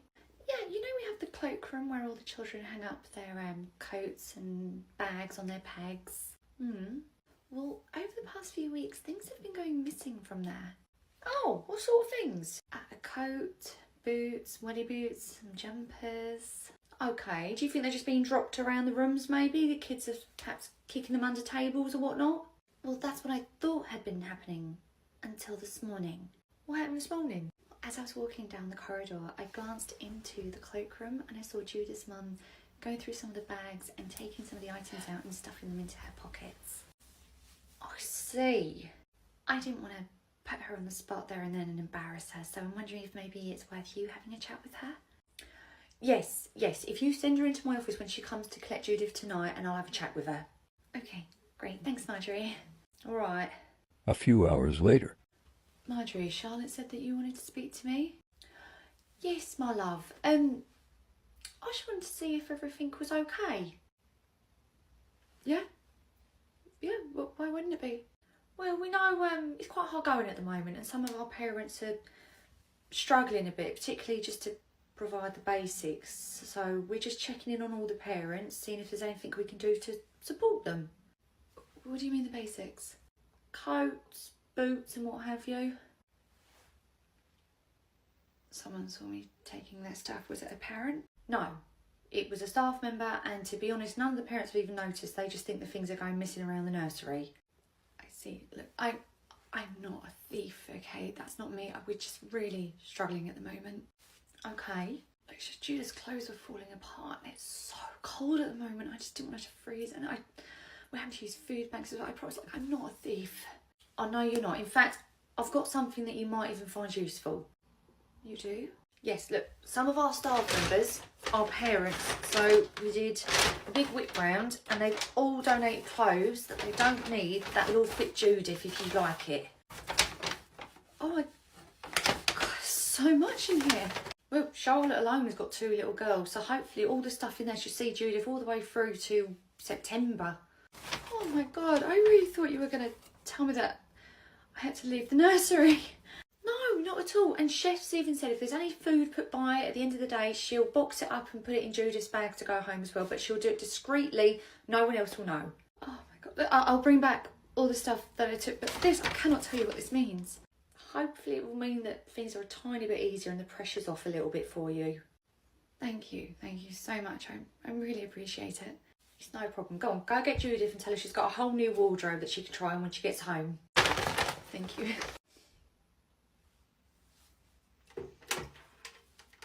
No, Marjorie. God's sake, play hard to get. Charlotte, if you want to put the order away, I can cover here for a few minutes, all right? Thank you. Morning. Good morning. Good morning, Annabelle. How are we today? Oh, she's fine. Annabelle, sweetheart, why don't you go over to Carly and she'll get you some breakfast, all right, my love? Oh. All right, my love. Just keep her over there, thank you. No problem. Hi, Annabelle. Have you had a drink this morning? What your off business is that? I'll take that as a yes. I hope you're not planning on driving out of the car park. I don't need to. Pub's right across the road. Why not just come across the road to my office, okay? I can get you some water, a coffee, I'll get you something to eat. Coffee. Well, then something else, okay? Just let me do something, all right? Because Annabelle's not going to want to see you like this. You've got the whole day to sober up before you need to come and get her this evening, okay? What can I do? You stay out of my business. Hello? Hello, is that Annabelle's mother? Yeah, speaking. Hi, it's the manager from Annabelle's nursery. Oh, hi, what can I do for you? Well, I'm afraid when Annabelle's dad dropped her off this morning, it was very clear that he was rather intoxicated. Oh dear. I did see if he wanted me to get him something to try and help him sober up, but unfortunately he's literally just walked straight across the road to the pub. Oh no. Now, naturally my worry is that he's going to spend all day in there and then come and collect Annabelle tonight, and obviously if he is intoxicated when he comes in this evening, we cannot release her to him. I see. So would you please come and collect Annabelle this evening? Sure, yeah, I'll collect her tonight. Great, thank you. A few hours later. Hello? Hi, sorry, this is the nursery calling you again. Oh, hi, everything okay? Not really, sorry, I've just looked out my window and I've seen that Annabelle's dad is on his way over now to go and collect her, so I was just wondering when you're going to get here. Oh, yeah, I'm so sorry, I can't actually get there. What? I'm in a different city and I got delayed with quite a lot of work stuff, so yeah, he's gonna have to collect her. We cannot let her go home to him, okay? He cannot even walk in a straight line across the car park. I'm so sorry, but I just cannot get there until tomorrow, so it's either he collects her or you stay with her. Very well. Autumn, Yes? Annabelle's mum is not coming, okay? So I need you to make sure he does not get into that building. Very well. Thank you. Autumn, I didn't say rugby tackle him. Oh, God. The next day. Hi. Hello. I got your text, so Annabelle had a sleepover here. That's right. We had sleeping bags, blankets, we made a fort, we watched movies. She said it was the best night she's ever had. Great. Well, sweetheart, should we go home? Bye-bye, my darling. And thank you for handling this so discreetly. My husband's quite a prominent figure in the community, so it'd be really embarrassing if this got out. Oh, Dory, I completely understand about your image being so important to you. That's why I didn't tell anybody. Thank you. Just social services. Hiya! Hi, Billy. It's your last day today, isn't it? Yeah, our last day today. Ah, it's so exciting. So I hear you're moving, is that right? Yes, that's right. So I met a man recently. Right. And we just hit it off immediately. So he wants me to move abroad with him so we can start a new life together. Oh, wow. Oh, my goodness. That is a big change. So you're both moving overseas with this guy? Yeah, just going to start a whole new life together. Ah, well, I wish you all the best of luck in your new life abroad. Thank you. 1 week later. Excuse me. Yeah? Billy's peg has somebody else's picture in it. Well, yeah, Billy doesn't go here anymore. Excuse me, yes he does. No, he doesn't. You unenrolled him. How did you even get in? I changed the code after a parent leaves. Yes, I did notice you changed the code. Thanks for letting me know. That's the whole point. You're not supposed to know the new code. How did you even get in? I sat in my car and waited for one of the parents to come in the building and I watched what they put in, okay? But that's by the by. Great. Look, I want to know, why does Billy no longer have a peg here? Look, I already told you, okay? You filled out the unenrollment papers. You pulled him from the nursery. Billy had his last day last week. He no longer attends here. 1 week? That's all it takes for you to completely forget about my son. 1 week? You want me to keep Billy's peg as a shrine to him? We can't do that, okay? We've had another child start. That's now their peg. Well, then where's Billy's peg supposed to go? I guess at a nursery that he is enrolled in, okay? Like I said, Billy doesn't go here anymore. Why do you... Oh my God! He needs childcare. I thought you were moving abroad to start a new life with some guy you met. Well, that didn't work out, okay? I got everything packed up, we were ready to go, and he just didn't show up. Really? The guy you'd known a week didn't show up to take you and your child abroad to start a new life together? Who could have predicted that? It was 2.5 weeks, actually, and this isn't over, okay? It's just delayed. Right. It still doesn't change the fact Billy is not on our system anymore. Well, then, I need you to put him back on the system ASAP. Well, since you asked so nicely, yeah, I can do that. Good. I'll add him to our 18-month wait list. By that point, he'll be in school. And you'll probably still be waiting for that mystery man to take you for your new life overseas. Right, if there's nothing else, I've got a door code I need to go and change again. Morning. Good morning. Hello, Jules. How are we today? Yeah, she's absolutely fine. Anyway, I've got to go. I'm in a rush, but yeah, I'll see you soon. Okay, bye-bye. Okay, bye. A few hours later. No, there's no sign of Jules' parents. They're still not answering the phone. No, none of the emergency contacts are answering either. Right, it's been an hour and a half. Bless her, we're going to have to report her as abandoned. Okay, God, I hope they're okay. All right, I'll just keep her entertained until the authorities get here. Okay, thank you. Okay. Okay, well, obviously myself and my staff know Jules very well, so if she does get a bit anxious or scared, just ring one of us up. We're happy to come over there, okay? Okay, thank you very much. Bye-bye. How's Jules doing? She's doing okay, which is good. They know we're on hand if they need us, but I'm just so worried about her parents. What if something's happened to them? Well, actually, that's why I needed to speak to you. Okay. Jules' parents are fine. How do you know that? I found Jules' mum's Instagram account and, yeah, they went on a holiday. What the fuck? 2 weeks later. Marjorie, Autumn, they're back from holiday. Fancy paying them a visit? You read my mind. Make sure you get the disposables developed too. Hello. Well, hello. Enjoy your holiday. Sorry, do I know you? You bloody well should.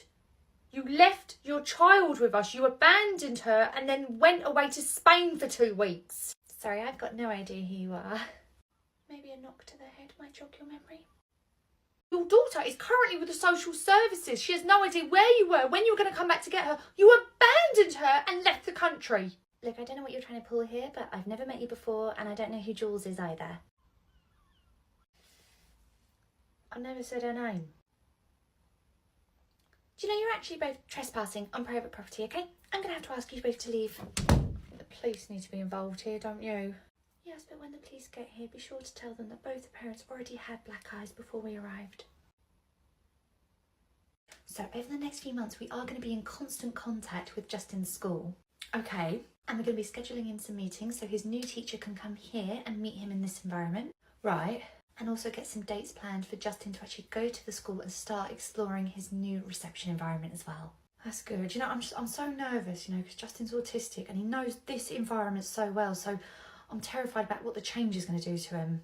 I know, this is going to be a huge transition for him, but we've got loads and loads of measures in place to make sure that it goes as smooth as possible for him. Okay. So, for instance, the school have let us borrow one of the uniforms so we can start to get him used to the uniform, getting in and out of it and seeing what it looks like. Oh, that's good. His teacher is actually going to give us a picture of ourselves so that we can start getting him used to seeing her face more often so he becomes more used to her when he goes to the setting. Okay. And in addition to all the visits, we are going to be constantly talking about it and reading stories so that by the time he goes there, it shouldn't be a shock. He should be already really familiar with it. Okay, do you know, I have to say all of that, it really, really does reassure me. Great, well hopefully with all this in place, everything will go really well. A few months later. Oh yeah? Oh yeah? Maggie, would you like to go get your stuff out your tray? I've been meaning to ask, how's Justin getting on in school? Not too well, unfortunately. Oh no, why's that? So his teacher called Justin lazy. Lazy? Yeah, apparently they had the whole class sitting down at their desks doing an activity and Justin just didn't want to partake in it, so they said that that makes him lazy. Because he wouldn't do the same activity as the other children? Yeah. But Justin's autistic. He can't be expected to learn in the exact same way as all the neurotypical children. Well, that's what I said, and they retorted with, no, he's just unwilling to learn, okay? He's lazy, he's this, he's that, he's not getting involved. Like, I kind of feel like I should be making a complaint to Ofsted about this. I mean, if that's something you feel you should do, we can't say you should or shouldn't, but if it's something that you feel he would benefit from. Right, got it. Okay, right. Maggie, let's go. Thank you very much. No problem. 1 week later. Hey Marjorie, everything okay? You're not going to believe this. What? That school that Justin goes to have made a complaint about us. About us? Why? Apparently we don't offer any support to the children moving up. We don't help them with the transition in any way. Essentially, we just wash our hands of the kids. Essentially, we don't care about the kids and we don't do anything to prepare them for when they move up to school. We literally just draw a line to them and that's that. Cannot be serious. What are we going to do? Well, Autumn's on her way over there now to see if they're as brave in person as they are behind the keyboard. So they'll either retract it, push forward with it, or Autumn will do something and get arrested. I'll get a pool going with the other staff members. Get down. Morning. Morning! How's Celia today? She's fine. Great, I was told to tell you that we're nearly running out of formula for her, so if you could bring in some more, that'd be great. Yeah, I know, you've been hounding me for ages about it. There. Great, could I just get you to just sign it in, please? What? It's a new policy. Oh. There. Bye. Reese? Yeah? Celia's mum Mum signed in some formula, but I feel like I must be reading the numbers wrong because otherwise, if I'm not, it's expired. Oh, let's have a look. No, Jodie, you're not reading this wrong. This formula is expired. Oh, goody for me, I can read dates. Yeah. Is that the form she signed it in with? Oh, yeah, she literally signed it in this morning. Who wrote Celia's name? Mum did. Mum wrote this. Yeah. Right, leave it with me, Jodie. Okay. You're Celia's mum? Yeah. Hi. You signed in some expired formula for Celia this morning. Did I? Yeah, it's right here. Why don't you go ahead and take a look at that? Notice anything odd about it? Should I? You spelled Celia wrong. Oh, well, how is it spelled? You don't know how to spell your own daughter's name? It's really not that deep. Yeah, that's what I thought. Did you know that all the clothes in Celia's bag are filthy? What is a nursery? Yeah, I'm not talking about normal nursery mess. I pulled out all the clothes in her bag and they all stunk of urine. Well, she has a baby. She has accidents. What about your son in preschool? He doesn't have accidents. His smell exactly the same. Oh, do you know what? I don't even have to deal with this, okay? I'm going to go get my kids. Oh, unfortunately you can't. What do you mean I can't? Social services have got both of them in the office. They're talking to your son right now. They're particularly interested to know why they always cry going home with you but never cry going home with their grandma. You called social services? Yeah, so I seriously doubt you're going to end up leaving here with any kids today.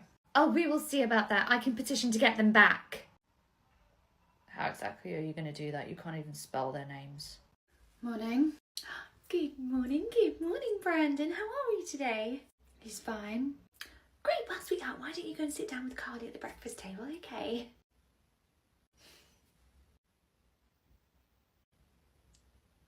Is everything okay? Now that you mention it, no, not really. Oh, what's the matter? I was doing some digging online last night and I came across one of your old Facebook accounts.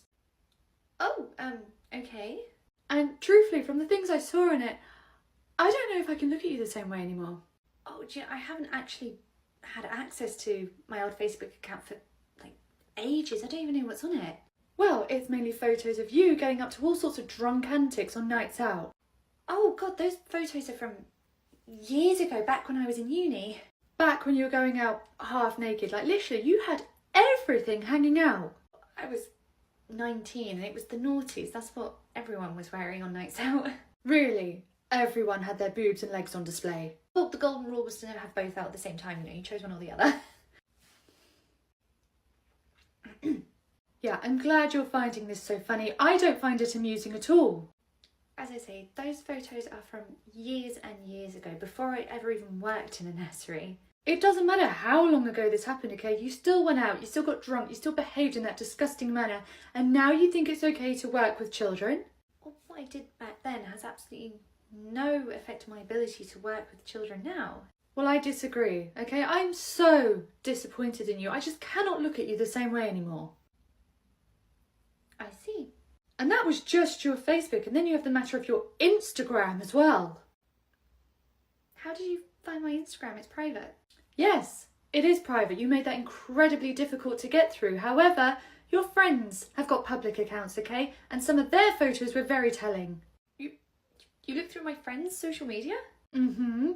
You best believe, if you're taking care of my child, I need to know every single thing about you. Well, respectfully, I don't think you're entitled to know every single thing about us.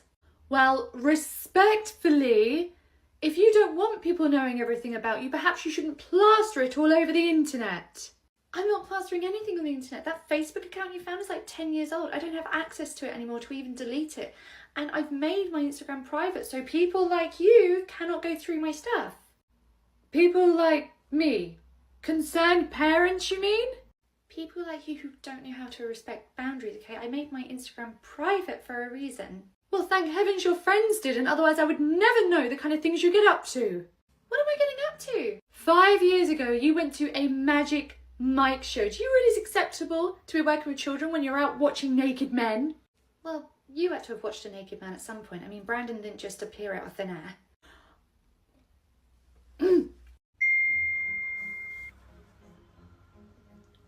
Seriously, Marjorie, how am I supposed to work with that image in my head? Right, think of something unsexy. Big brother, Well, that'll do it. Hey, where's Mia? she's off sick. Your boyfriend did quite the number on her nose when he body slammed her with the door. Oh, I'm sorry to hear that. Yeah, you look devastated. Why are you here? Dropping Winter off, he's working here today. Dropping him off. So far, all I know about this guy is that he is extremely sassy and apparently likes to be chauffeured around everywhere. Should I expect him to be wearing a tiara when we finally meet? His car was in for an MOT. Be nice. What are you talking about? I'm always nice. You know what I mean. Be nice to Winter or you will regret it. I'm literally always nice. See, I could have aimed for your face, but I'm nice like that.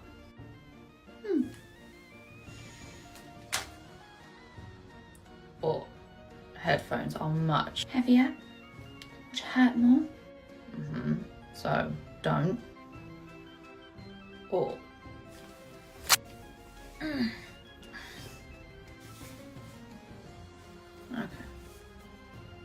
Okay. Your car's the right Jag, isn't it? Don't you touch my car. No, you're the one that said game on. Reese! Well, you know the rules by now. You were just like, oh, sorry.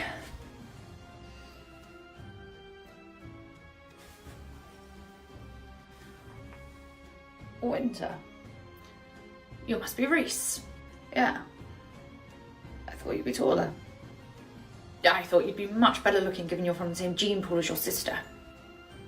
Well, I'd already inherited all the better characteristics of her family. Had to leave something for her.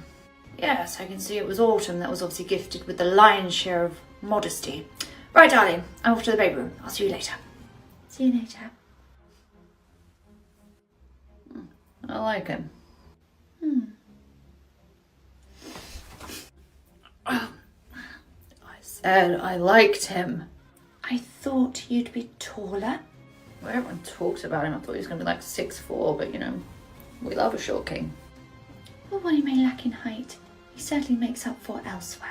Oh, God, seriously. Oh my God. Oh, I did not need to hear that.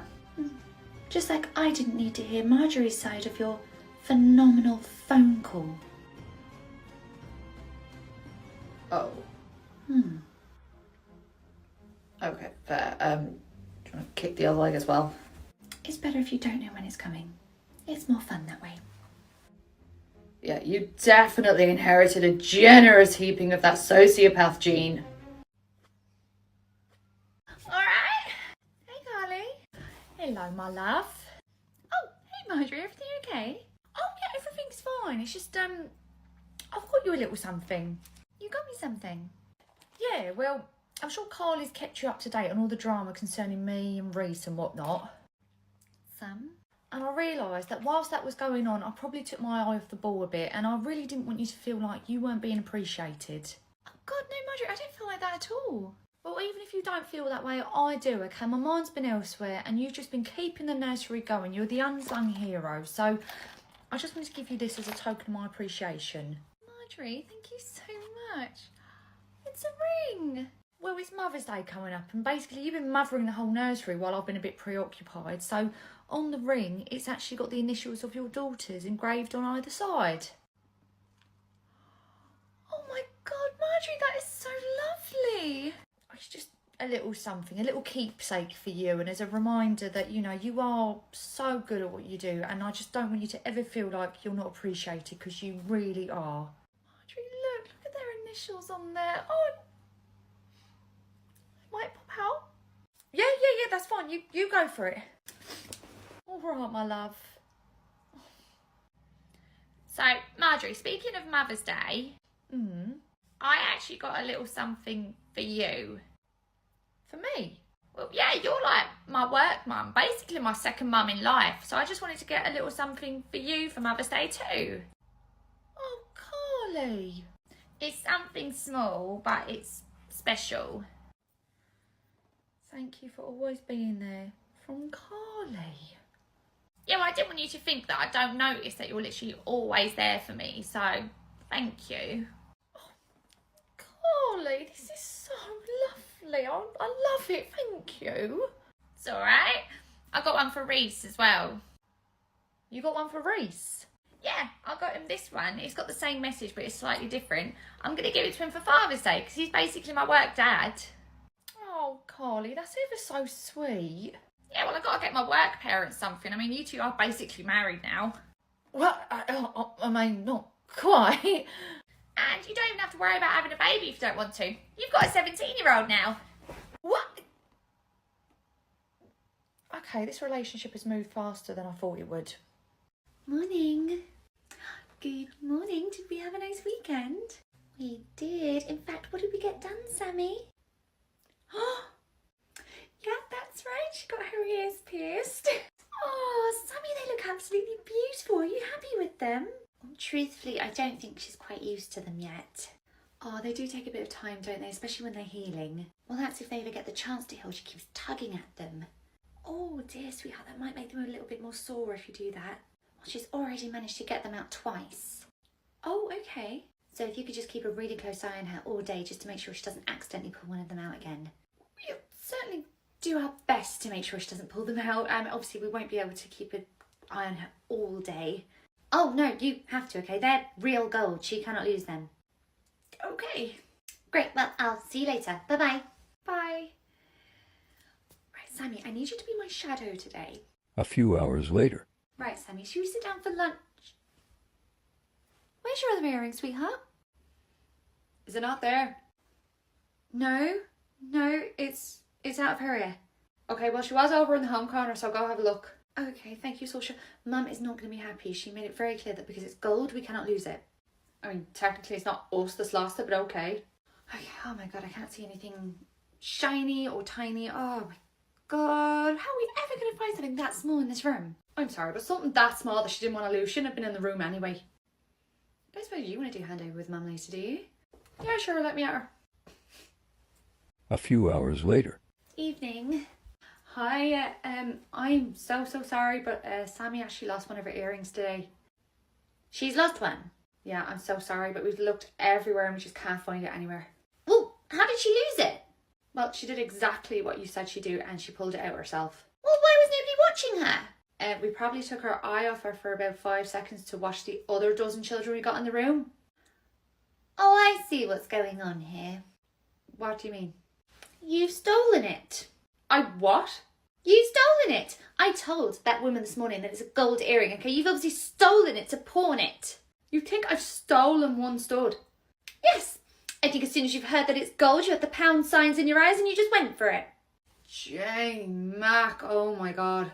You saw a chance to make some extra money, okay? I know you childcare workers don't get paid that much. Not that much. I don't get paid near anywhere enough to put up with this, okay? If you want to get on your hands and knees, you're more than welcome, but I'm out. Oh.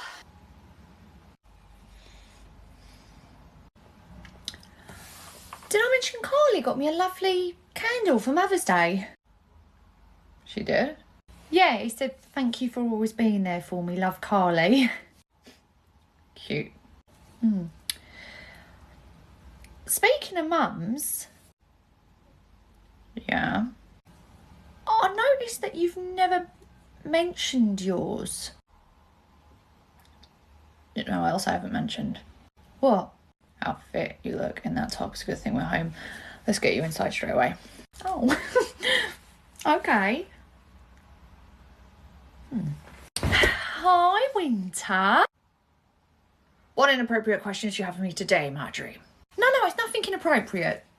Sort of. Very well. Fire away. What do you know about Reese and Autumn's mum? Ah, you've tried to ask Reese about their mother. And I'm guessing you diverted the conversation, more than likely to the bedroom. Wait, how did you know that? Because his sister does the exact same thing. Autumn does the same thing to distract you whenever you've asked about their mum as well? Mm-hmm. Not that I'm complaining about her method of distraction, though. I mean, yeah, it made me forget all about asking about her. Forgot my own name for a little while there as well. Oh. Sorry.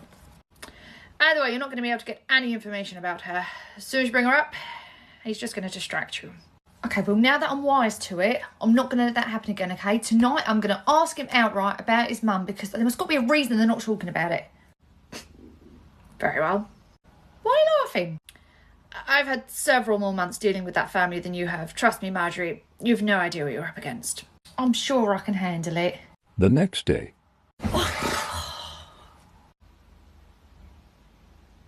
They're good, aren't they? Too good. I lost about 3 times last night. I imagine you're quite worn out today. Exhausted. Wait, I've got an idea. What? What if I ask Autumn about their mum? I'd really rather you didn't. Why?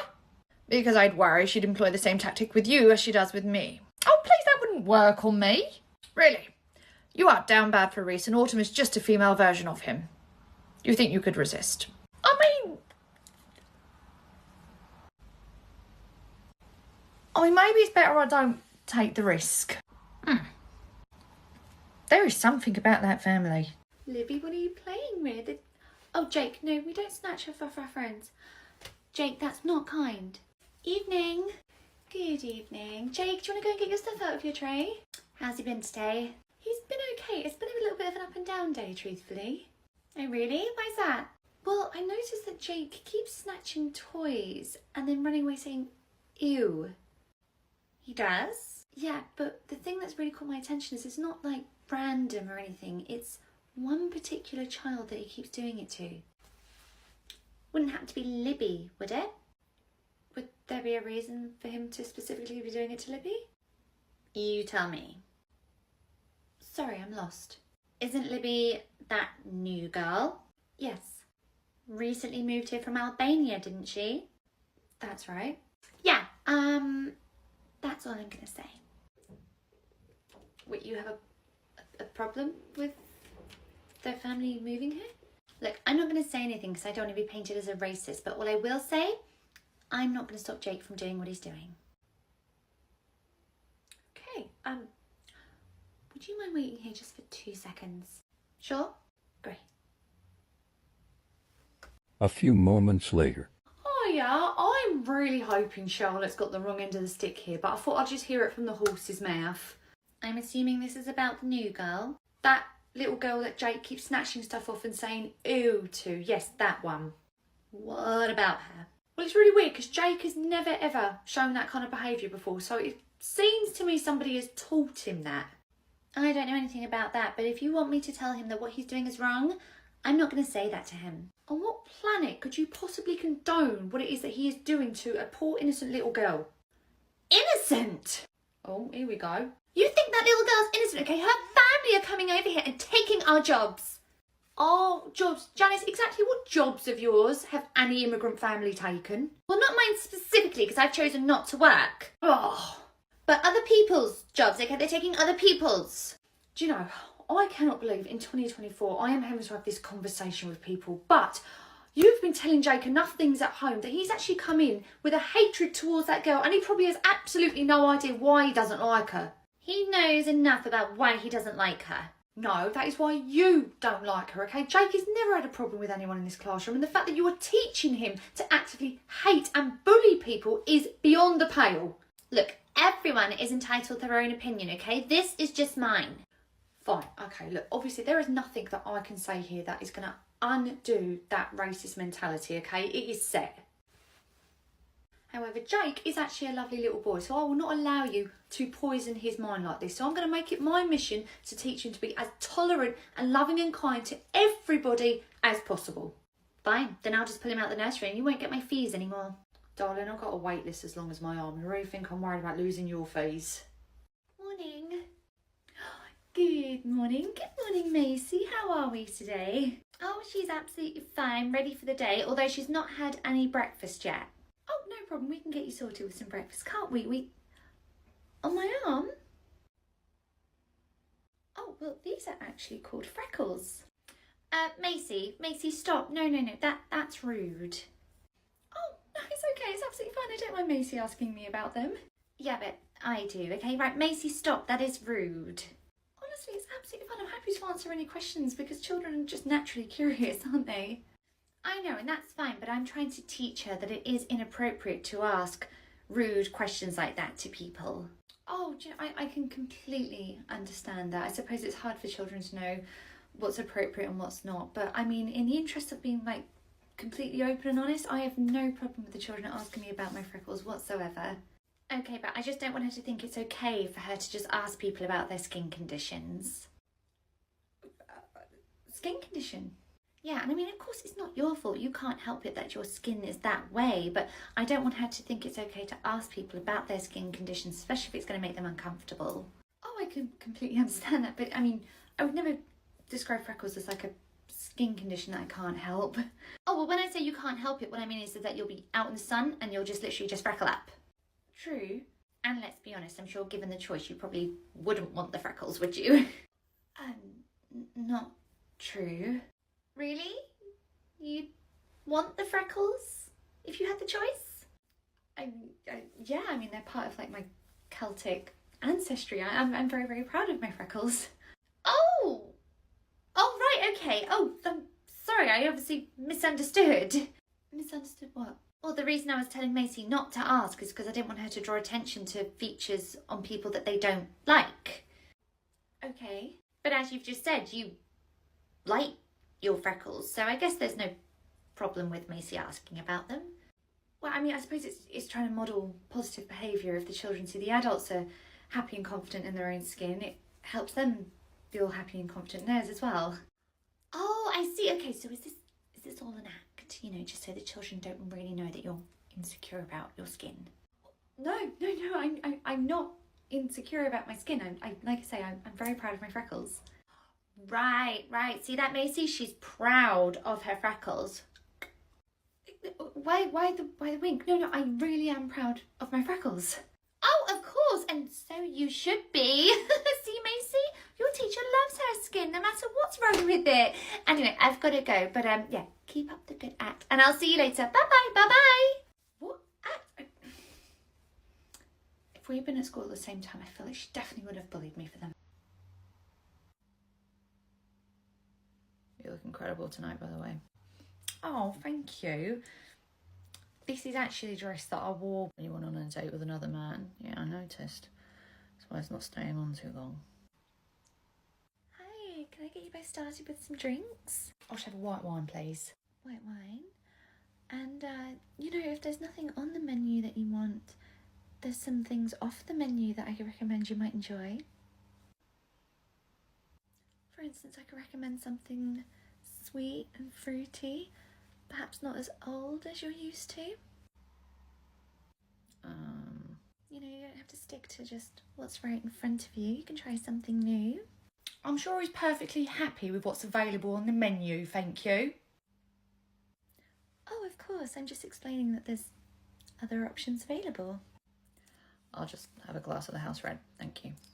Sure. I'll bring those right over. What was that? Are you okay? Oh, I'm sorry, but this happens every time we go out, okay? I think people look at us, assume on a first date, and that you're going to realise you can do so much better, and they start hitting on you right in front of me. I didn't even notice. Well, you probably get hit on so often that you're used to it, okay? Someone like me, I don't get hit on that often, so I can see it happening all around me, and I see it happening to you all the time, and it shouldn't bother me, but sometimes it just does. Here are your drinks, and are you ready to order your food? If you can just give me and my girlfriend a few more minutes to decide. Oh, okay. Thanks. Girlfriend? If you'll have me. Yeah, I think I can put up with you as a boyfriend. Oh, great, thanks. Well, on that incredibly romantic note, I'm going to pop to the restroom. I'm so sorry, I completely forgot to bring our specials menu over. Oh, thank you. So that guy is your boyfriend, is he? Yes, he is. Oh, and are you two quite serious? Yeah, it's very serious. In fact, I'm not just his girlfriend, I'm his carer. His carer? Yeah, He was at a zoo and he got too close to an alligator in the enclosure and It bit him. Mm-hmm. Oh, wow, well, he's very lucky to still have all his limbs intact. Normally, when they bite, they don't leave anything behind. Well, it didn't take any of his limbs, but it did take something else. Oh, I see. So, you know, I just need to be here in case he has any problems, you know, in the bathroom. Okay, well, I will leave you to look at the specials and I'll be back. Great.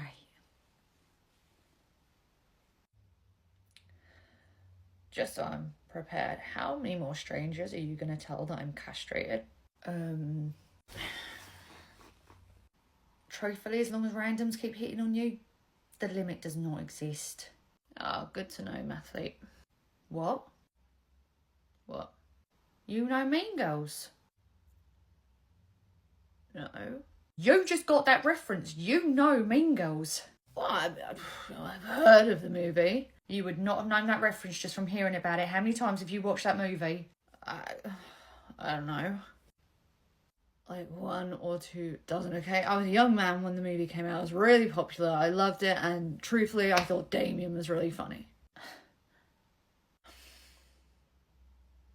What? Reese, you know Mean Girls is probably the sexiest thing I've ever heard in my life. Seriously? I don't think I've ever been so attracted to you. Wait, it's even sexier than that thing I did that you loved last night. Even sexier than that. Seriously. Yep.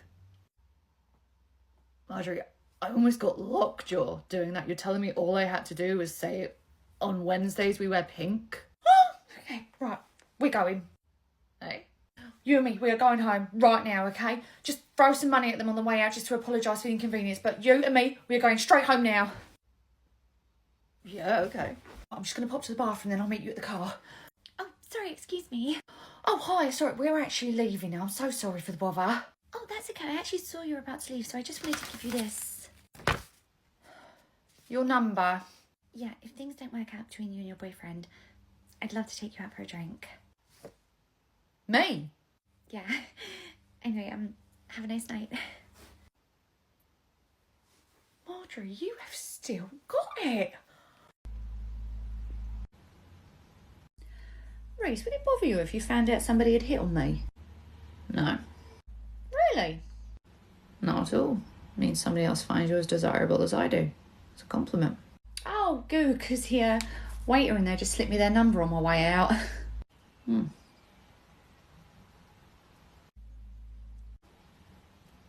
Wasn't our waiter a woman? Yeah.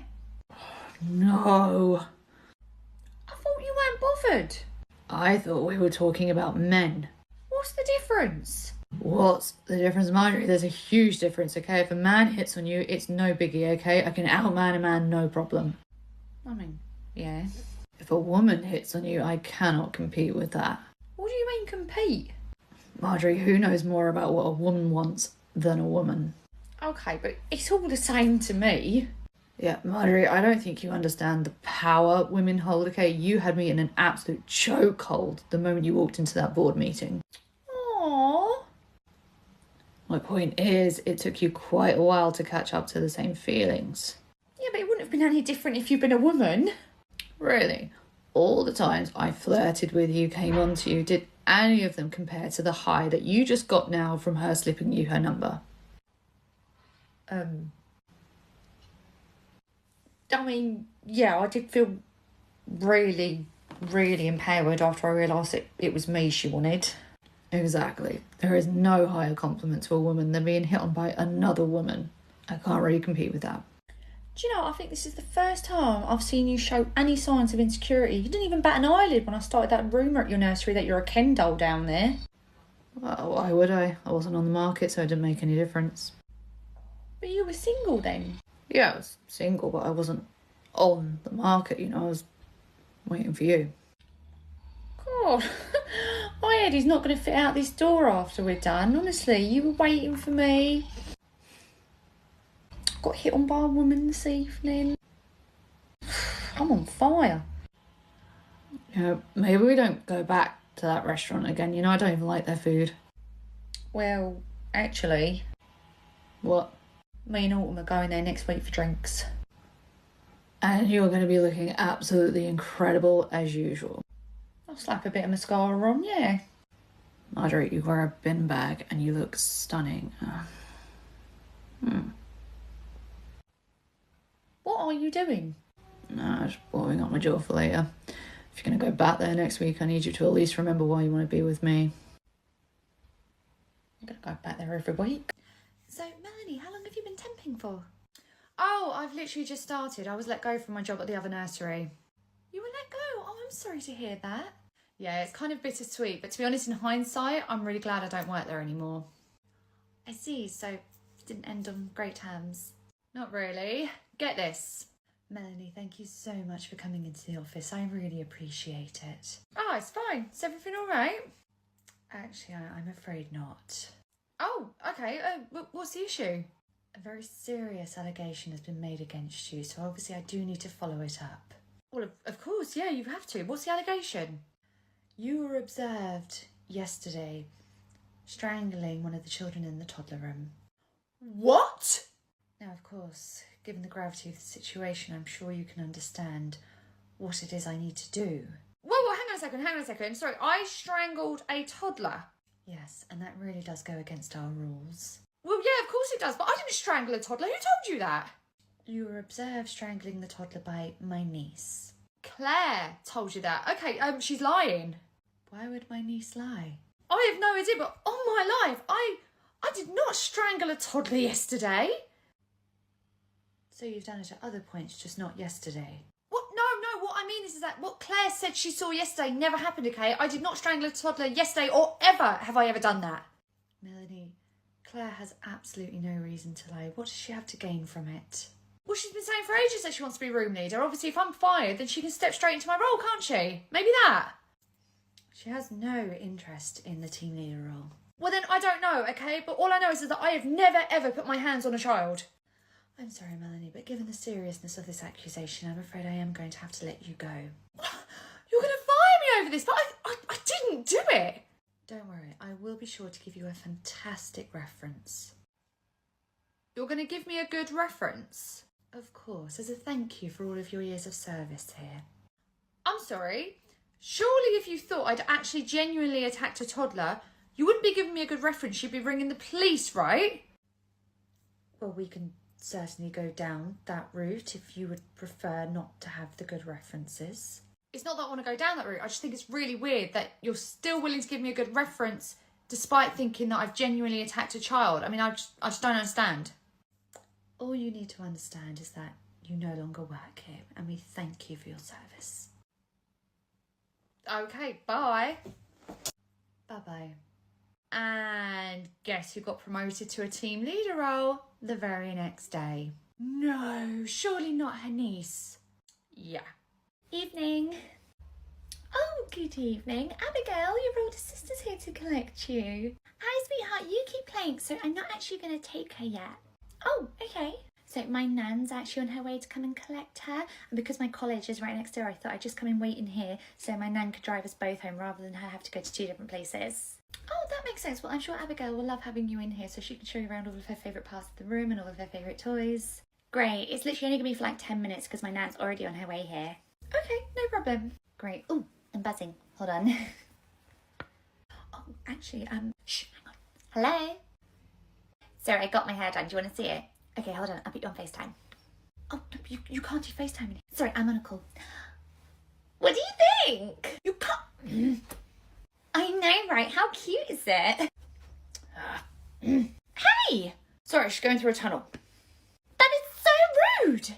Good. Now you know how Charlotte felt when you kept ignoring her pleas for you to stop using your phone in the childcare setting. What is the big deal? The big deal is that for data protection, we do not allow phones to be used around the children, okay? So either take the call outside or put the phone away. I'll take it outside then. Splendid. Try not to get soaked in the downpour. My grandmother and my parents will hear about this. A short while later. Excuse me. Oh, hello. Why was my granddaughter made to stand outside the rain? Because she couldn't follow the rules. Rules? She was just taking an important phone call. Is that what she told you? Yes, I've just walked past her. She's outside. She's absolutely soaked to the bone. And she said that you kicked her out because she was right in the middle of an important phone call. My goodness, she certainly has a future career as a government spin doctor. She was not in the middle of an important call. She most certainly was. She was showing her friend her new hair colour. How can she possibly show someone on a phone call? Oh, she conveniently missed that part of the story as well. God, she's good. It wasn't a phone call, it was FaceTime. Okay, so it's still a call, okay? What difference does that make? By FaceTiming somebody, she could have shown one of our other children in the background of the video, okay? And that would break our data protection. Now, we both know that's utter rubbish, okay? You have a Facebook page, you post pictures of the children all the time. Exactly. We post the pictures because we have permission to from certain parents that know that their children are going to be online, unlike your granddaughter. Oh, for goodness sake, look, there's hardly any children in here, okay? She probably only got her own sister in the background. That did not mean she deserved to be put outside like a dog. I find it astounding that you have absolutely no regard for parents who have chosen not to have their children in any videos or film, considering that your own granddaughter Abigail is one of those children.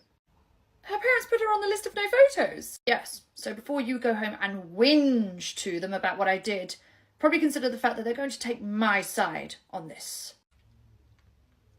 Come on, Abigail, let's go. Make sure you ask your other granddaughter to shake off like a dog before she gets in your car. Oh, this is nice. What's Winter up to this evening? Well, I left him tied to a chair, so probably not much. I'm joking, Marjorie. Oh. Right, I don't know about you, but I want to get straight on the rosé. Well, I'm going to go use the restroom. Could you order me one as well? Yeah, of course. Hi, you're back again, I see. Oh, hiya, yeah, myself and my colleague, we already had drinks arranged for here, so yeah. I see. So it wasn't to come and see me then? No, I mean, yeah, it's nice to see, but no, not to see you. No, yeah, no. How's everything with the boyfriend?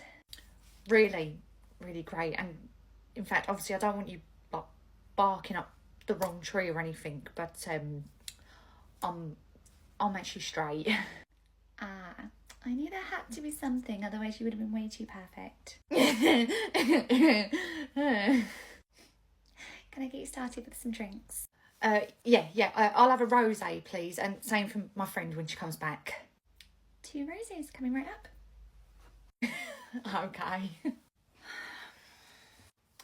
I've ordered us both a rosé. Good. I hope you made it a large. I'm assuming I'm going to have to spend the night listening to you talk about my brother, and I'm far too sober for that. Here we go. So, rosé for you. Thank you. And a rosé for you. Thank you. You're welcome.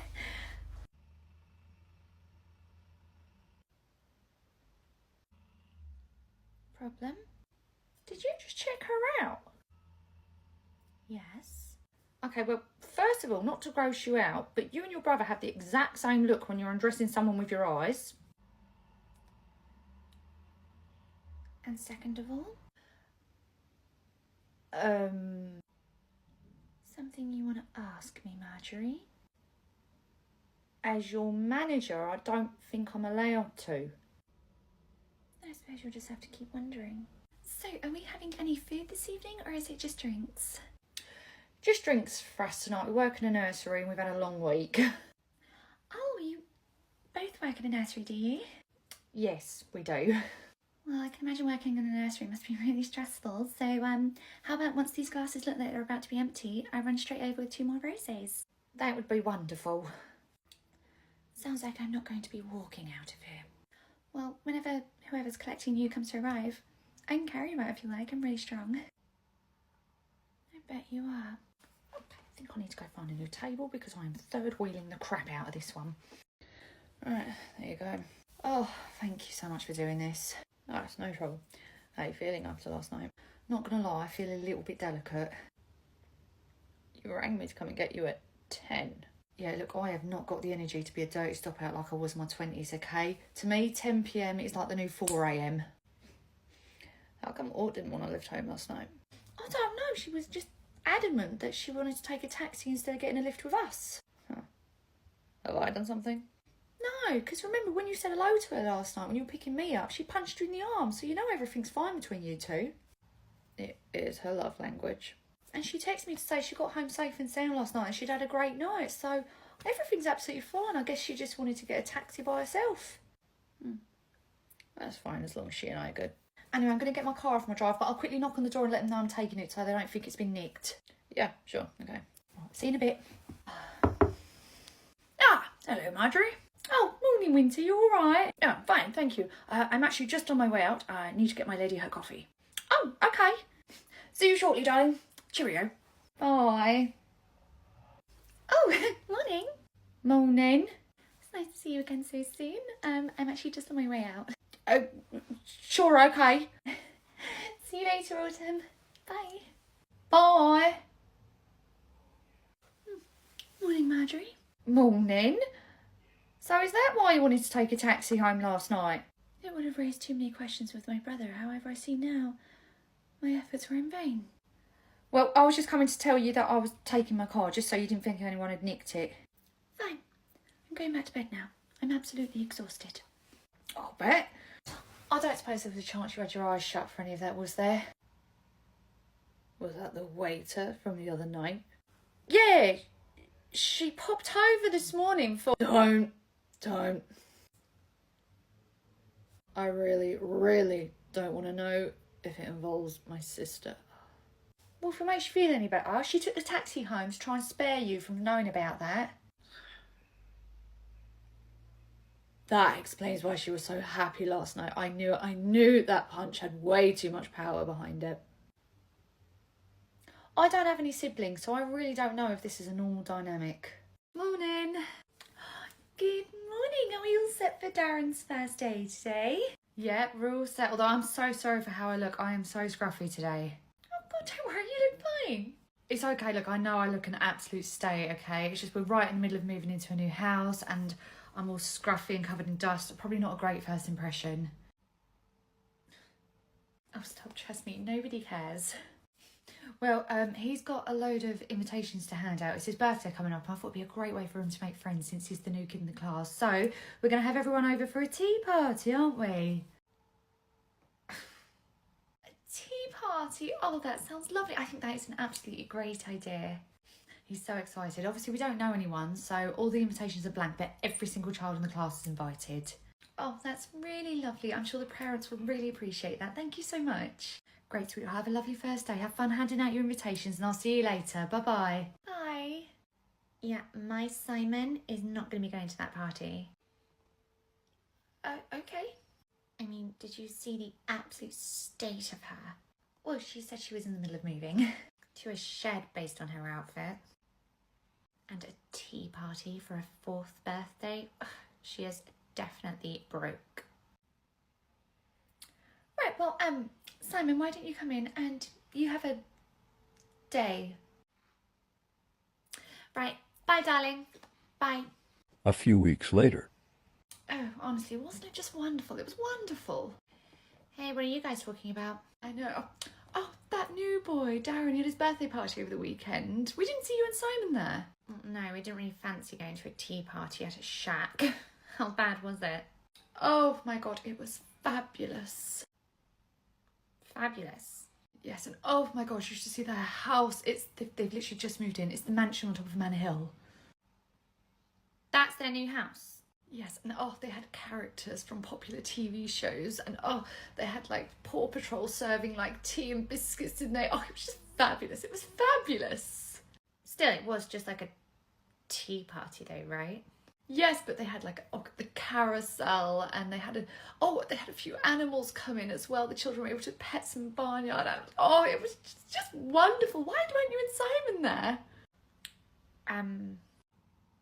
We were just busy with something way more interesting. Oh, well, she's invited all the children that were there on the weekend to come back. Was it next month? I'm going to be there. Are you going to be there? Oh, I'm going to be there for sure. She's hiring a soft play for all the children to play in. Oh my God, I can't wait.